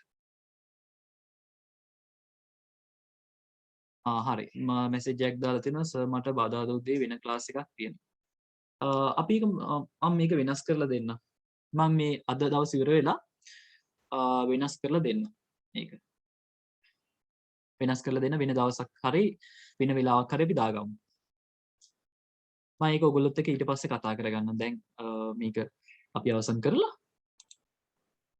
ඒක ගැටලුවක් නෑ මම වෙනස් කරලා දෙන්න. ඔයගොල්ලන්ට ඒ වගේ මේ මොනවා හරි ප්‍රශ්න එහෙම තියෙනවා නම් කියන්න ඒක අපි වෙනස් කරගමු. හැබැයි දැන් ඔයගොල්ලෝ මේ ඉස්සරහට තිබ්බ අඩිය ආයේ පස්සට ගන්න නැතුව මේ ගැම්මෙන්ම යන් ඉස්සරහට. මොකද දැන් ඔයගොල්ලෝ ඇත්තටම ප්‍රමාදයි. සැප්තැම්බර් මාසේ වෙලා මේක පටන් ගන්නවා කියලා කියන්නේ ඇත්තටම ඔයගොල්ලෝ පිටිපස්සෙන් ඉන්නේ. ඒක නිසා දැන් ඔයගොල්ලන්ගේ රිස්ක් එකක් තියෙනවා. එතකොට එක්සෑම් එකට කලින් කොහොමද ඉවර කරන්න පුළුවන්. නමුත් ටිකක් පිටිපස්සෙන් යන්නේ. එහෙම එකක්. හැබැයි ඉස්කෝලේ තාම පටන් ගත්තේ නැහැ. එතන වාසිය තියෙනවා. හරි. එතකොට අපි කතා කරගෙන හිටියේ ඒකක සංකල්පය ගැන. ඊට පස්සේ අපි කතා කළා තොරතුරු. ගිණුම්කරණයෙන් සපයන්නේ මූල්‍යමය තොරතුරු විතරයි. ඒක මතක තියාගන්න. ඒ මූල්‍යමය තොරතුරු වලට තමයි ආර්ථික තොරතුරු කියලා කියන්නේ. ඊට පස්සේ අපි කතා කළා ගිණුම්කරණය කියන්නේ ව්‍යාපාරික භාෂාවක්. ගිණුම්කරණය කියලා කියන්නේ විඥාපන ප්‍රබලයක්. ගිණුම්කරණය කියලා කියන්නේ සම්පත් පාලන මාධ්‍යයක් කියලා කිව්වා. ඊට පස්සේ කතා කළා ඇල්මැති පාර්ශව කවුද? ඒගොල්ලෝ ඇල්මක් දක්වන්න හේතු. ඉතින් ඔන්න ඔය ටික තමයි අද දවසේ අපි කතා කළේ. ඔයත් අද කොටස් ටික අදම පාඩම් කරගන්න. ඒකට වඩා ගොඩක් ලේසි වෙයි මේක. අපි අනිත් දවසේ ආයෙත් හම්බ වෙමු. මම දවස ඔයගොල්ලොත් එක්ක කතා කරලා වෙනස් කරලා දෙන්නම්. ඔයගොල්ලොත් එක්ක කතා කරලා වෙනස් කරලා දෙන්න. එහෙනම් හැමෝටම සුබ දවසක් වෙන්න කියලා ප්‍රාර්ථනා කරනවා. අපි අනිත් දවසේ හම්බ වෙමු. ගැටලු තියෙනවා නම් මට මැසේජ් එකක් හරි දාලා තියන්න. එහෙනම් පරිස්සමෙන් ඉන්න හැමෝම.